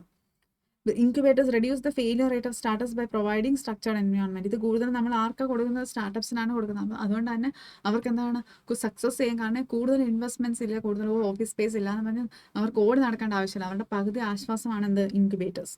ഡിഫൈൻ വെഞ്ചർ ക്യാപിറ്റൽ നമ്മൾ ഡിസ്കസ് ചെയ്തായിരുന്നു. Explain the process follow out by venture capital institutions. Venture capital institutions fund ഇറക്കുമെന്ന് നമ്മൾ പറഞ്ഞായിരുന്നു. അതിൻ്റെ അപ്പോൾ അവർ ഫണ്ട് ഇറക്കുമ്പോൾ അവർക്ക് എന്താണ് ഇൻ റിട്ടേൺ വേണ്ടത്, ഇക്വിറ്റി ആണെന്ന് നമ്മൾ ഡിസ്കസ് ചെയ്തു. അപ്പം explain the process followed by venture, identify potential. നല്ല പൊട്ടൻഷ്യലുള്ള സ്റ്റാർട്ടപ്സിനാണ് ഇവർ എന്ത് ചെയ്യുന്നത്, ക്യാപിറ്റൽ കൊടുക്കുന്നത്. അപ്പോൾ potential ventures, due diligence, assessing business idea, ഇതെല്ലാം നോക്കും. ബിസിനസ് ഐഡിയാസ് ഇവരുടെ എങ്ങനെയാണ്, കാരണം എന്താ ഇവിടേക്ക് നമ്മൾ ഇൻവെസ്റ്റ് ചെയ്തു. Market potential, management team, financial viability, ഇതെല്ലാം നമ്മൾ ഡിസ്കസ് ചെയ്യും. വൈ, കാരണം ഇവിടെ നമ്മൾ നമ്മുടെ മണി നമ്മൾ ഇൻവെസ്റ്റ് ചെയ്തിരിക്കുന്നു, അതുകൊണ്ട് നമ്മൾ ഇതെല്ലാം നോക്കിയേ പറ്റൂ. ഇൻവെസ്റ്റ്മെൻറ്റ് എഗ്രിമെൻറ്റ്, നമ്മൾ എഗ്രിമെൻറ്റ്, അതായത് എന്താ നെഗോഷിയേറ്റിംഗ് ടേംസ്, ഇക്വിറ്റി, എത്ര ഇക്വിറ്റിയാണ് വേണ്ടത്, എത്രത്തോളം ഇക്വിറ്റി ഈ കമ്പനിയുടെ നമ്മൾ വാങ്ങുന്നത്, ഇതെല്ലാം നമ്മൾ എന്ത് ചെയ്യും, ഇതിൽ എഗ്രിമെൻറ്റിൽ, ഇൻവെസ്റ്റ്മെൻറ്റ് എഗ്രിമെൻറ്റിൽ നമ്മൾ ഡിസ്കസ് ചെയ്യും. അടുത്ത, what are the characteristics of startup. സ്റ്റാർട്ടപ്പിൻ്റെ ക്യാരക്ടറിസ്റ്റിക്സ് എന്താണ്? Startups are new, innovative and high risk business aiming for fast growth. അതെ, പുതിയ ഇന്നോവേറ്റീവ് ആയിട്ടുള്ള ഹൈ റിസ്ക് ബിസിനസ്സാണ് എന്ത്, സ്റ്റാർട്ടപ്പ്.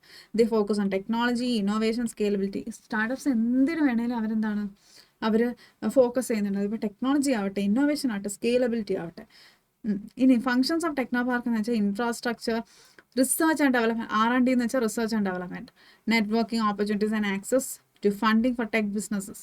അതായത് നമ്മൾ സ്പേസ്, അവർക്ക് വേണ്ടി റിസോഴ്സസ് പ്രൊവൈഡ് ചെയ്യുകയാണ് മെയിൻ ഫംഗ്ഷൻ എന്ന് പറയുന്നത്. ആരുടെ മെയിൻ ഫംഗ്ഷൻ എന്ന് നമ്മൾ മനസ്സിലാക്കണം, ടെക്നോ പാർക്സിൻ്റെയൊക്കെ മെയിൻ ഫംഗ്ഷൻ നമ്മൾ മനസ്സിലാക്കണം. Okay, what are the different types of industrial estate. Different types of industrial estates എന്താണ്, ഇൻഡസ്ട്രീസിന് പ്രൊവൈഡ് ചെയ്യുന്നതാണ് സ്പേസ് ഒക്കെ. അപ്പോൾ ഇവിടെ എന്താണ്, പ്രൈവറ്റ് ഇൻഡസ്ട്രിയൽ എസ്റ്റേറ്റ്സ് ഉണ്ട്, അവരെന്താണ് offering leased facilities to business. Private developers ആണ് എന്ത് ഓൺ ചെയ്ത് വെച്ചേക്കുന്നത്, അവർ ലീസിന് കൊടുക്കും. പബ്ലിക് ഇൻഡസ്ട്രി, ഗവൺമെൻറ് ആണ് എസ്റ്റാബ്ലിഷ് ചെയ്തത്, അവരാണ് ഇത് സ്പെസിഫിക് റീജിയൻസിൽ അതിൻ്റെ ഇൻഡസ്ട്രിയൽ ഡെവലപ്മെൻറ്റിന് വേണ്ടി അത് ചെയ്യുന്നുണ്ട്. Specialised industrial estates focused on specific industries like electronics or textiles. ഇലക്ട്രോണിക്സിനും ടെക്സ്റ്റൈൽസിനും വേണ്ടി നമ്മൾ സ്പെഷ്യലൈസ്ഡ് ഇൻഡസ്ട്രിയൽ എസ്റ്റേറ്റ്സ് തന്നെ നമുക്കുണ്ട്. മനസ്സിലായോ? അടുത്ത എക്സ്പോർട്ട് പ്രോസസ്സിംഗ് സോൺസ് എന്ന് വെച്ചാൽ എക്സ്പോർട്ട് ആക്ടിവിറ്റീസ്. കുറേ എക്സ്പോർട്ട് ചെയ്യാനുള്ള മെറ്റീരിയൽസിനെ മാനുഫാക്ചർ ചെയ്ത് വെച്ചിട്ടുണ്ട്. എന്തിനാണ് എക്സ്പോർട്ട്? ഫുഡൊക്കെ നമ്മൾ ഫുഡ് എന്ന് വെച്ചാൽ എന്താണ്, സീ ഫുഡ്സ് ഒക്കെ നമ്മൾ കൂടുതൽ എന്താണ് ചെയ്യുന്നത്, നമ്മൾ എക്സ്പോർട്ട് ചെയ്യുന്നുണ്ട്. അപ്പോൾ അതിന് എക്സ്പോർട്ട് പ്രോസസ്സിംഗ് സോൺസും നമുക്കുണ്ട്. ഓക്കെ, സോ ഇതൊക്കെ മനസ്സിലാക്കണം. നമ്മളിനി നമുക്കിനി എത്ര ഉണ്ടെന്ന് അറിയാമോ ഡിസ്കസ് ചെയ്യാൻ?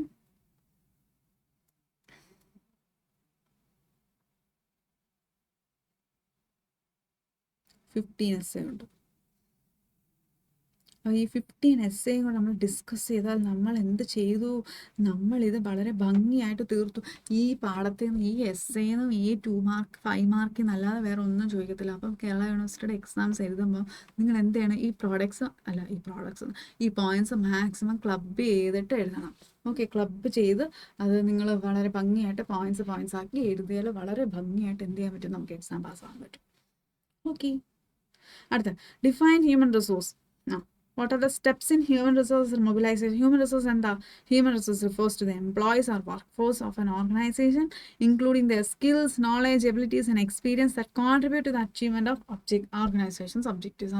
Organization objective ഉണ്ട്, ഇതിനു വേണ്ടി വർക്ക് ചെയ്യുന്നതാണ് എന്ത്, എംപ്ലോയീസ് ആണ്, വർക്ക്ഫോഴ്സ് ആണ് എന്ന് പറയുന്നത് ഹ്യൂമൻ റിസോഴ്സ് എന്ന് പറയുന്നത്.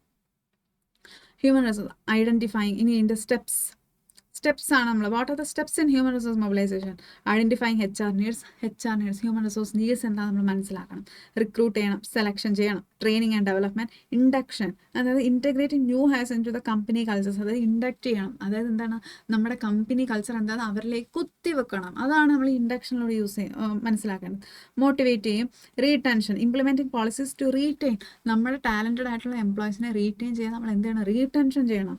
പെർഫോമൻസ്, അതായത് നമ്മൾ മാക്സിമം അവരെ റീറ്റെയിൻ ചെയ്യും. ഓക്കെ, ഇവിടെ തന്നെ ഇതാണ് ഏറ്റവും നല്ലത് എന്ന് നമ്മൾ പറഞ്ഞ് മനസ്സിലാക്കാൻ മാത്രമല്ല അവർക്ക് തോന്നിയും വേണം. Okay, performance evaluation, career development, job satisfaction, employee benefit, work life balance, employee engagement, succession planning, legal compliance, ഇതെല്ലാമാണ് വളരെ സിമ്പിളായ കാര്യമാണ് HR സെലക്ഷൻ സ്റ്റെപ്സിൽ നമ്മൾ നോക്കേണ്ടത്. ഇനി what are the different source of finance? ഒന്ന് സോഴ്സ് ഓഫ് ഫിനാൻസ് നമ്മൾ ഇന്റേണൽ സോഴ്സ് ഉണ്ട്, external source. Internal സോഴ്സിൽ റീറ്റെയിൻഡ് ഏർണിംഗ്സ് ഉണ്ട്, സെയിൽ ഓഫ് അസറ്റ് ഉണ്ട്, ഓണേഴ്സ് ക്യാപിറ്റൽ ഉണ്ട്. റീറ്റേൺ ഏർണിങ്സ് നമുക്ക് മനസ്സിലായി എന്താണ്, നെറ്റ് ഇൻകം ഉണ്ട്, അതിൽ കുറച്ച് മാത്രം നമ്മൾ ഡിവിഡൻഡ് കൊടുക്കാത്തത് എന്താണ്, നമ്മൾ ബിസിനസ്സിലേക്ക് വീണ്ടും റീഇൻവെസ്റ്റ് ചെയ്തു. അപ്പോൾ നമ്മളത് റീറ്റേൺ ഏർണിങ്സ്, അതെന്താണ്, ഇന്റേണൽ സോഴ്സ് ആണ്. 2 sale of assets, selling of non essential. നമുക്ക് കുറേ അസറ്റ്സ് ഉണ്ട്, ചിലതൊക്കെ വളരെ എന്താണ് ഒരു ആവശ്യമില്ല ഐഡൽ ആയിട്ടുള്ള അസറ്റ്സ് ആണ്, നമ്മൾ അതെന്ത് സെല് ചെയ്യും. Owners capital, funds invested by business owners in the company, business owners തന്നെ ഇൻവെസ്റ്റ് ചെയ്ത ഫണ്ട്സ് ഉണ്ട്, അതൊക്കെ എന്താണ്, ഇന്റേണൽ സോഴ്സസ് ആണ്. എക്സ്റ്റേണൽ സോഴ്സ് എന്താ, ബാങ്ക് ലോൺ, ഈസി അല്ലേ, bank loan, debentures, venture capital, equity share, crowd funding, government grant, ഇതൊക്കെ എന്താണ്, ഇതൊക്കെ നമുക്കുള്ള എക്സ്റ്റേണൽ സോഴ്സസ്. എക്സ്റ്റേണലി നമുക്ക് എന്ത് കിട്ടും, എക്സ്റ്റേണലി നമുക്ക് ഫിനാൻസ് കിട്ടുന്ന സോഴ്സസ് ആണ് അതൊക്കെ. Okay, what are the different sources of finance? സ്വാഭാവികം നമ്മൾ മേലെ ഡിസ്കസ് ചെയ്തു. ഇനി അടുത്തത് explain the various banks which provide term finance to industry sector. Industry സെക്ടറിന് ഏറ്റവും കൂടുതൽ ഫണ്ട് കൊടുക്കുന്നത് അല്ലെങ്കിൽ ഫിനാൻസ് കൊടുക്കുന്ന ആരാണ്, ഇൻഡസ്ട്രിയൽ ബാങ്ക് ഓഫ് ഇന്ത്യ ആണ്. പിന്നെ ആരാ കൊടുക്കുന്നത്, industrial finance corporation of India ഉണ്ട്. നിങ്ങൾ ഈ ബാങ്കിൻ്റെ പേരാണ് മനസ്സിലാക്കി വെക്കേണ്ടത്. ഒന്ന് IDBI ഉണ്ട്, പിന്നെ IFCI ഉണ്ട്. IFCI എന്താണ്, industrial finance corporation, long term loans four establishment of large industries. മനസ്സിലായോ, ലാർജ് ഇൻഡസ്ട്രീസ് ഇതെന്ന് വെച്ചാൽ എന്താ, finance industrial sector projects like expand ചെയ്യുന്നു, മോഡർണൈസ് ചെയ്യുന്നു, അതിനൊക്കെ നമുക്ക് IDBI കിട്ടും, ഇൻഡസ്ട്രീസിന് കിട്ടും. ഇത് ലാർജ് ഇൻഡസ്ട്രീസിന് എവിടെ നിന്നാണ്, finance corporation, industrial finance corporation കിട്ടും. ഇനി അടുത്ത സ്മോൾ ഇൻഡസ്ട്രീസ്, സിഡ്ബിന്ന് എന്താണ് ചെയ്യുന്നത്, സിഡ്ബി സ്മോൾ സ്കെയിൽ ഇൻഡസ്ട്രീസിന് കൊടുക്കും.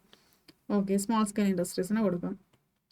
അടുത്ത സ്റ്റേറ്റ് ഫിനാൻഷ്യൽ SFCs എന്താണ്, operated state level to provide financial assistance to small and medium.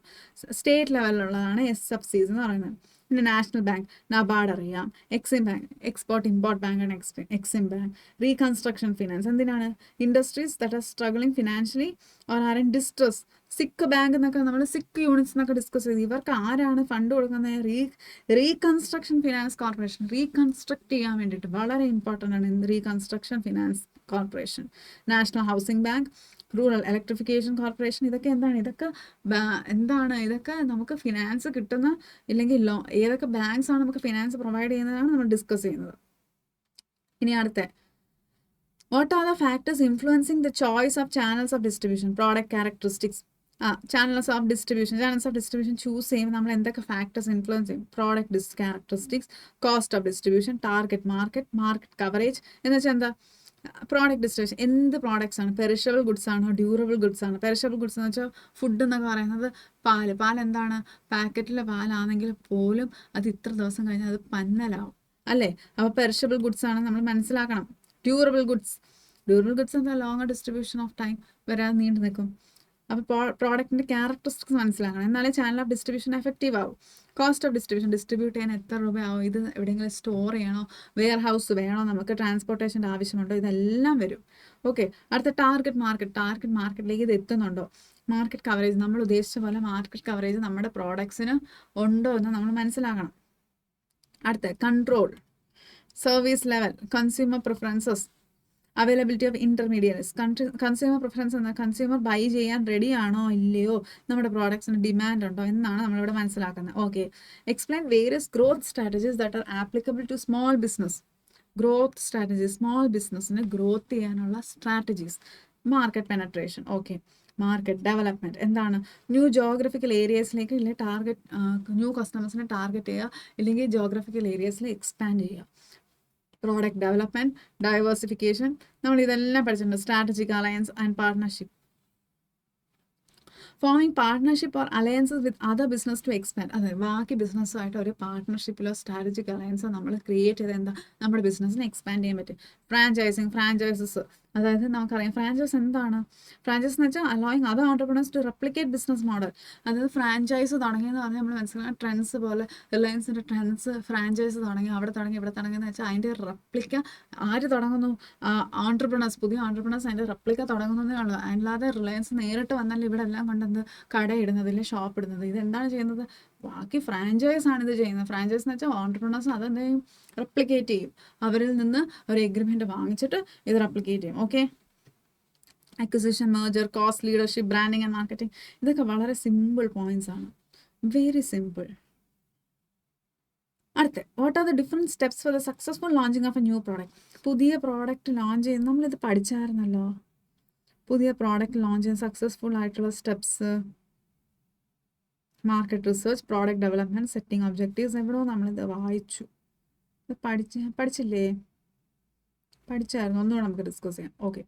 What are the different steps four successful launching of A new product. Successful launching, അത് പുതിയ product launch ചെയ്യുമ്പോൾ എന്ത് വേണം? Market research നടത്തണം, product developed ആയിരിക്കണം, objectives വേണം, pricing strategies. ഇതൊക്കെ വളരെ വളരെ ബേസിക് കാര്യങ്ങൾ. ഒരു പുതിയ പ്രോഡക്റ്റ് നിങ്ങൾ ലോഞ്ച് ചെയ്യും, വെറുതെ അതിൻ്റെ ലേബലില്ല, പ്രൈസില്ല, ഒന്നുമില്ലാതെ മാർക്കറ്റിൽ അഡ്വർടൈസ് ചെയ്യാതെ നിങ്ങൾക്ക് ലോഞ്ച് ചെയ്യാൻ പറ്റും? ഒന്നും ചെയ്യാൻ പറ്റത്തില്ല. നിങ്ങൾ അതിന് അഡ്വർടൈസ്മെൻറ്റ് കൊടുക്കണം, പ്രൈസ് ചെയ്യണം, പുതിയ കസ്റ്റമേഴ്സിലേക്ക് മനസ്സിലാക്കണം, മാർക്കറ്റ് ഡൈവേഴ്സിഫൈഡ് ആണോ നോക്കണം, മാർക്കറ്റിലേക്ക് എത്തുന്നോ നോക്കണം. അങ്ങനെ കുറേ ക്രൈറ്റീരിയാസ് നിങ്ങൾ നോക്കണം, എന്നാൽ മാത്രമേ നമ്മുടെ പ്രോഡക്റ്റ് ലോഞ്ച് ചെയ്യാൻ പറ്റൂ. Okay. What are the support extended by government. ഇത് ഇമ്പോർട്ടൻ്റ് ആണ്. ഗവൺമെൻറ് എന്ത് സപ്പോർട്ടാണ് കൊടുക്കുന്നത്? ഫോർ സ്റ്റാർട്ടിങ് സ്റ്റാർട്ടപ്പ് പ്രൊവൈഡ്, ഇല്ലെങ്കിൽ സ്റ്റാർട്ടപ്പ് കൊടുക്കുന്നവർക്ക് എന്താണ് ഗവൺമെൻറ് എന്ത് ചെയ്യുന്നത്? ഗവൺമെൻറ് ഓഫ് ഇന്ത്യ എന്താണ് സ്റ്റാർട്ടപ്സിന് സപ്പോർട്ട് കൊടുക്കുന്നത് എന്നാണ് നമ്മൾ ഡിസ്കസ്. എന്താണ്? Financial assist, Mudra loans, very important. Mudra loans, startup സ്കീമുണ്ട്, മുദ്ര ലോൺസ് കൊടുക്കുന്നുണ്ട്. ടാക്സ് ബെനിഫിറ്റ്സ് കൊടുക്കുന്നുണ്ട്. Tax exemptions of startup India for the first 3 years. ആദ്യത്തെ 3 വർഷം നമുക്കിത് എക്സംഷൻസ് കൊടുക്കുന്നുണ്ട്. Ease of doing business, introduction of GST to simplify taxation, reduce compliance burdens. ഇതെല്ലാം ease of doing ബിസിനസ്സൊക്കെ തുടങ്ങാൻ നമുക്ക് എളുപ്പമാണ്. ടെക്നോളജിക്കൽ സപ്പോർട്ട് ഉണ്ട് നമുക്ക്, അതിനുണ്ട്. ഇൻക്യുബേഷൻ ആൻഡ് മെൻറ്റർഷിപ്പ് നമ്മൾ കൊടുക്കുന്നുണ്ട്.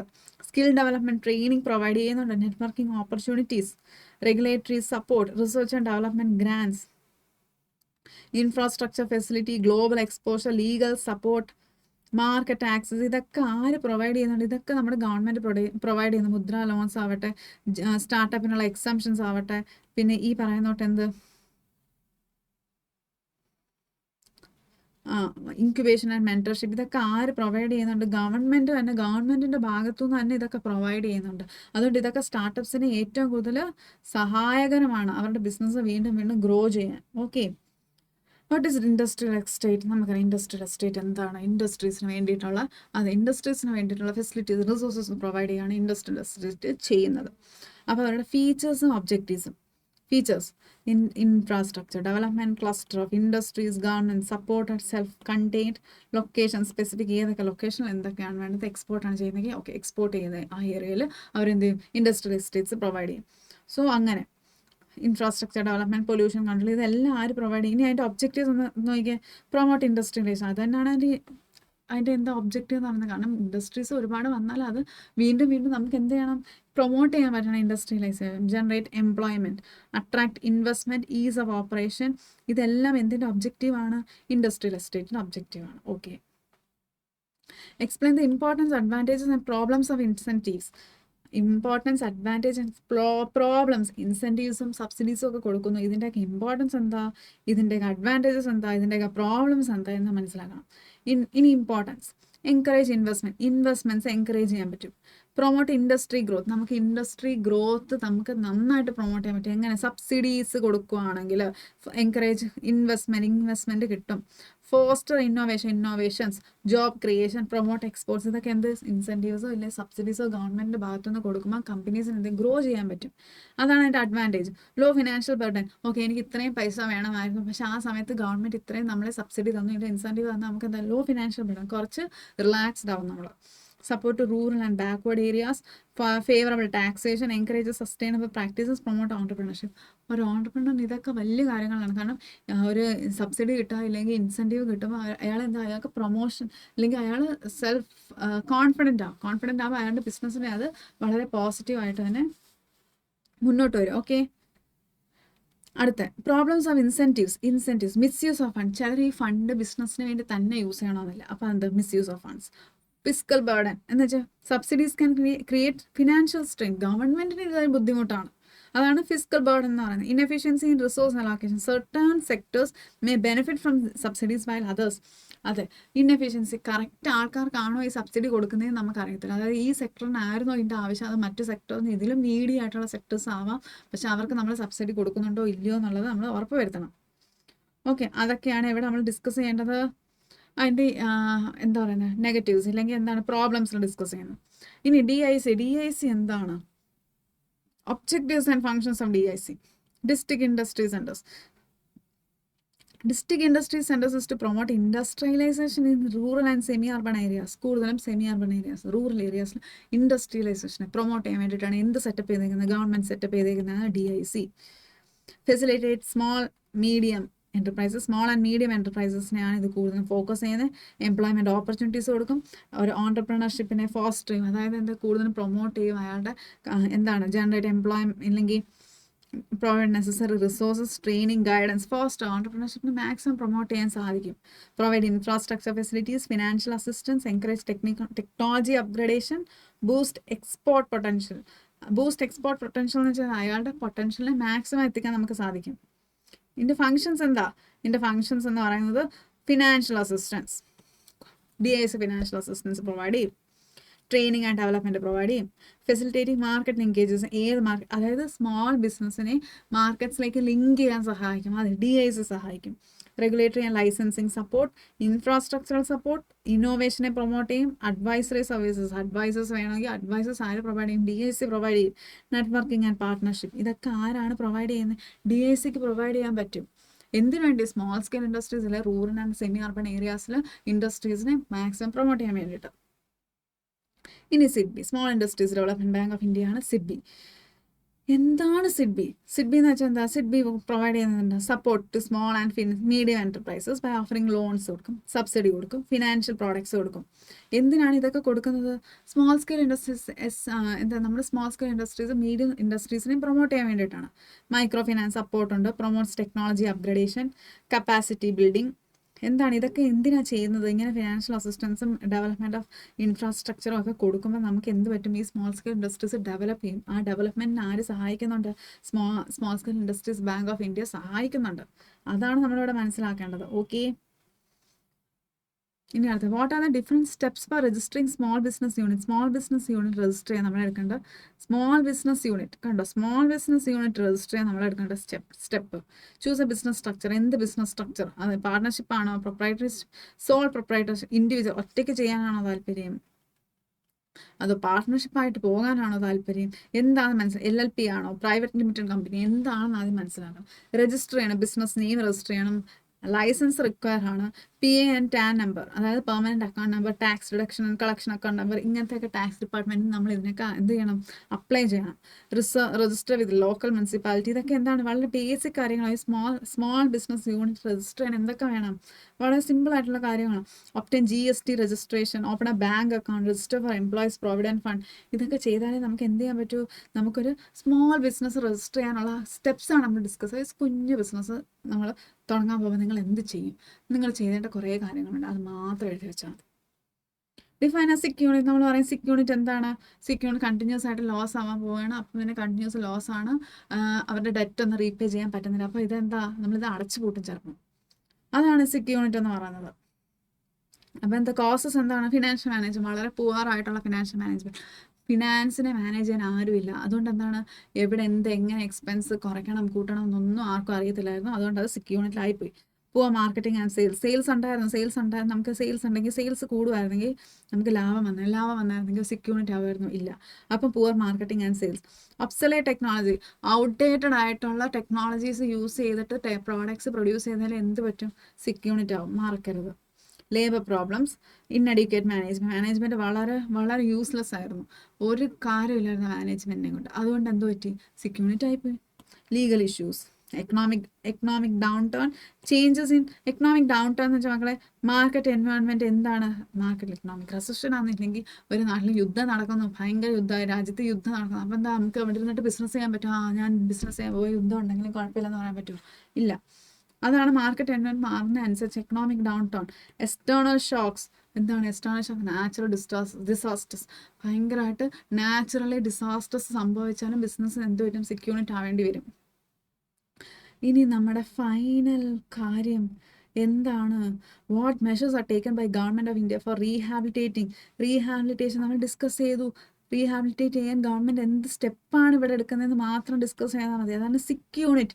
സിക്ക് യൂണിറ്റിനെ നമ്മളത് റീഹാബിലിറ്റേറ്റ് ചെയ്യുന്നു. എങ്ങനെ? Restructuring and rehabilitation, credit guarantee schemes provide ചെയ്യുന്നു. എങ്ങനെ? ആ ക്രെഡിറ്റ് ഗ്യാരണ്ടി സ്കീമിൻ്റെ പേരാണ് credit guarantee fund trust for micro and small scale industries. Small scale industries അവർ സിക്ക് യൂണിറ്റായി നമ്മൾ എന്ത് കൊടുക്കും? ക്രെഡിറ്റ് ഗ്യാരണ്ടി ഫണ്ട് ട്രസ്റ്റ് ഉണ്ട്. നമ്മൾ എന്ത് ചെയ്യും? ഗ്യാരണ്ടി ഫണ്ട്സ് കൊടുക്കും ഫിനാൻഷ്യൽ ഇൻസ്റ്റിറ്റ്യൂഷൻസ്.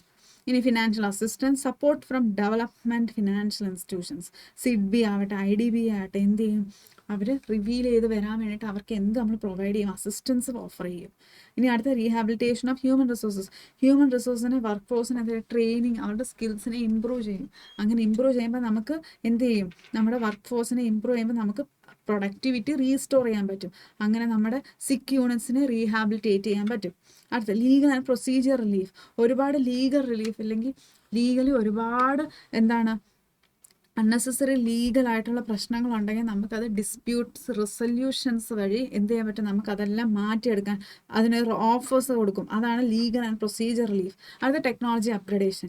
ഇങ്ങനെ ചെയ്യുന്നതിലൂടെ നമുക്ക് എന്ത് ചെയ്യാൻ പറ്റും? നമ്മുടെ സിക്ക് യൂണിറ്റ്സ്, അതായത് പൂട്ടി പോകാറായ എല്ലാ യൂണിറ്റ്സും നമുക്ക് ഗവൺമെൻറ്റിൻ്റെ ഹെൽപ്പോടുകൂടി റീഹാബിലിറ്റേറ്റ് ചെയ്ത് എടുക്കാൻ പറ്റും. ഓക്കെ, അപ്പം നമ്മൾ ഇന്ന് ഡിസ്കസ് ചെയ്തത്. അപ്പം നമ്മുടെ ഡിസ്കഷൻ ഇന്ന് കഴിഞ്ഞു. നമ്മൾ ചാപ്റ്റർ 1, ചാപ്റ്റർ 2, ചാപ്റ്റർ 3, ചാപ്റ്റർ 5 ഇത്രയും ചാപ്റ്റേഴ്സ് വളരെ ഭംഗിയായിട്ടാണ് ഡിസ്കസ് ചെയ്ത് തീർത്തിട്ടുണ്ട്. അപ്പോൾ നമ്മൾ ഈ പറഞ്ഞ കാര്യങ്ങളെല്ലാം വൃത്തിയായിട്ടൊന്ന് ഇരുന്ന് പഠിച്ച് ഈ PDF ഒന്ന് ജസ്റ്റ് വായിച്ച് വെച്ചിട്ട് പോയാൽ എന്ത് ചെയ്യാൻ പറ്റും? എക്സാം നമുക്ക് ഭംഗിയായിട്ട് എഴുതാൻ പറ്റും. അപ്പം മിസ്സ് വളരെ നന്നായിട്ട് തന്നെ 5th മൊഡ്യൂൾ എടുത്തു എന്ന് വിശ്വസിക്കുന്നു. കാരണം എന്താ, നമുക്കിത് ഓടിച്ച് വിട്ട് പഠിക്കാനേ പറ്റും. കാരണം നമുക്ക് റിവിഷൻ ആവാറായി. നമുക്കിനി ഇത് എടുത്ത് വെച്ച് വളരെ ഡീറ്റെയിൽ ആയിട്ട് പഠിച്ച് ഓരോ മൈന്യൂട്ട് സെൻറ്റൻസും പഠിച്ച് തീർക്കാൻ പറ്റത്തില്ല. നമുക്ക് എന്ത് വേണം, പെട്ടെന്ന് ഇത് തീർക്കണം. നമ്മുടെ എക്സാംസ് വരാറായി. അപ്പം എത്രയും പെട്ടെന്ന് ഇത് എല്ലാവരും പഠിച്ചെടുത്ത് എന്ത് വേണം, പരീക്ഷ എഴുതാൻ പോയിട്ട് നല്ല മാർക്ക് സ്കോർ ചെയ്യണം. ഓക്കെ, അപ്പം മിസ്സ് പോകുന്നു, നമുക്ക് എക്സാംസ് ആയി. അപ്പം എല്ലാവർക്കും മിസ് ഓൺട്രപ്രണർഷിപ്പ് ഡെവലപ്മെൻറ്റ് പേപ്പർ എഴുതുന്ന എല്ലാവർക്കും ഓൾ ദ ബെസ്റ്റ്. നിങ്ങൾ പേപ്പർ എഴുതിയിട്ട് മിസ്സിൻ്റെ അടുത്ത് വന്ന് പറയണം എങ്ങനെ ഉണ്ടായിരുന്നു എന്ന്. ഓക്കെ, ആ മിസ് പോകുന്നു. Bye bye, Tata.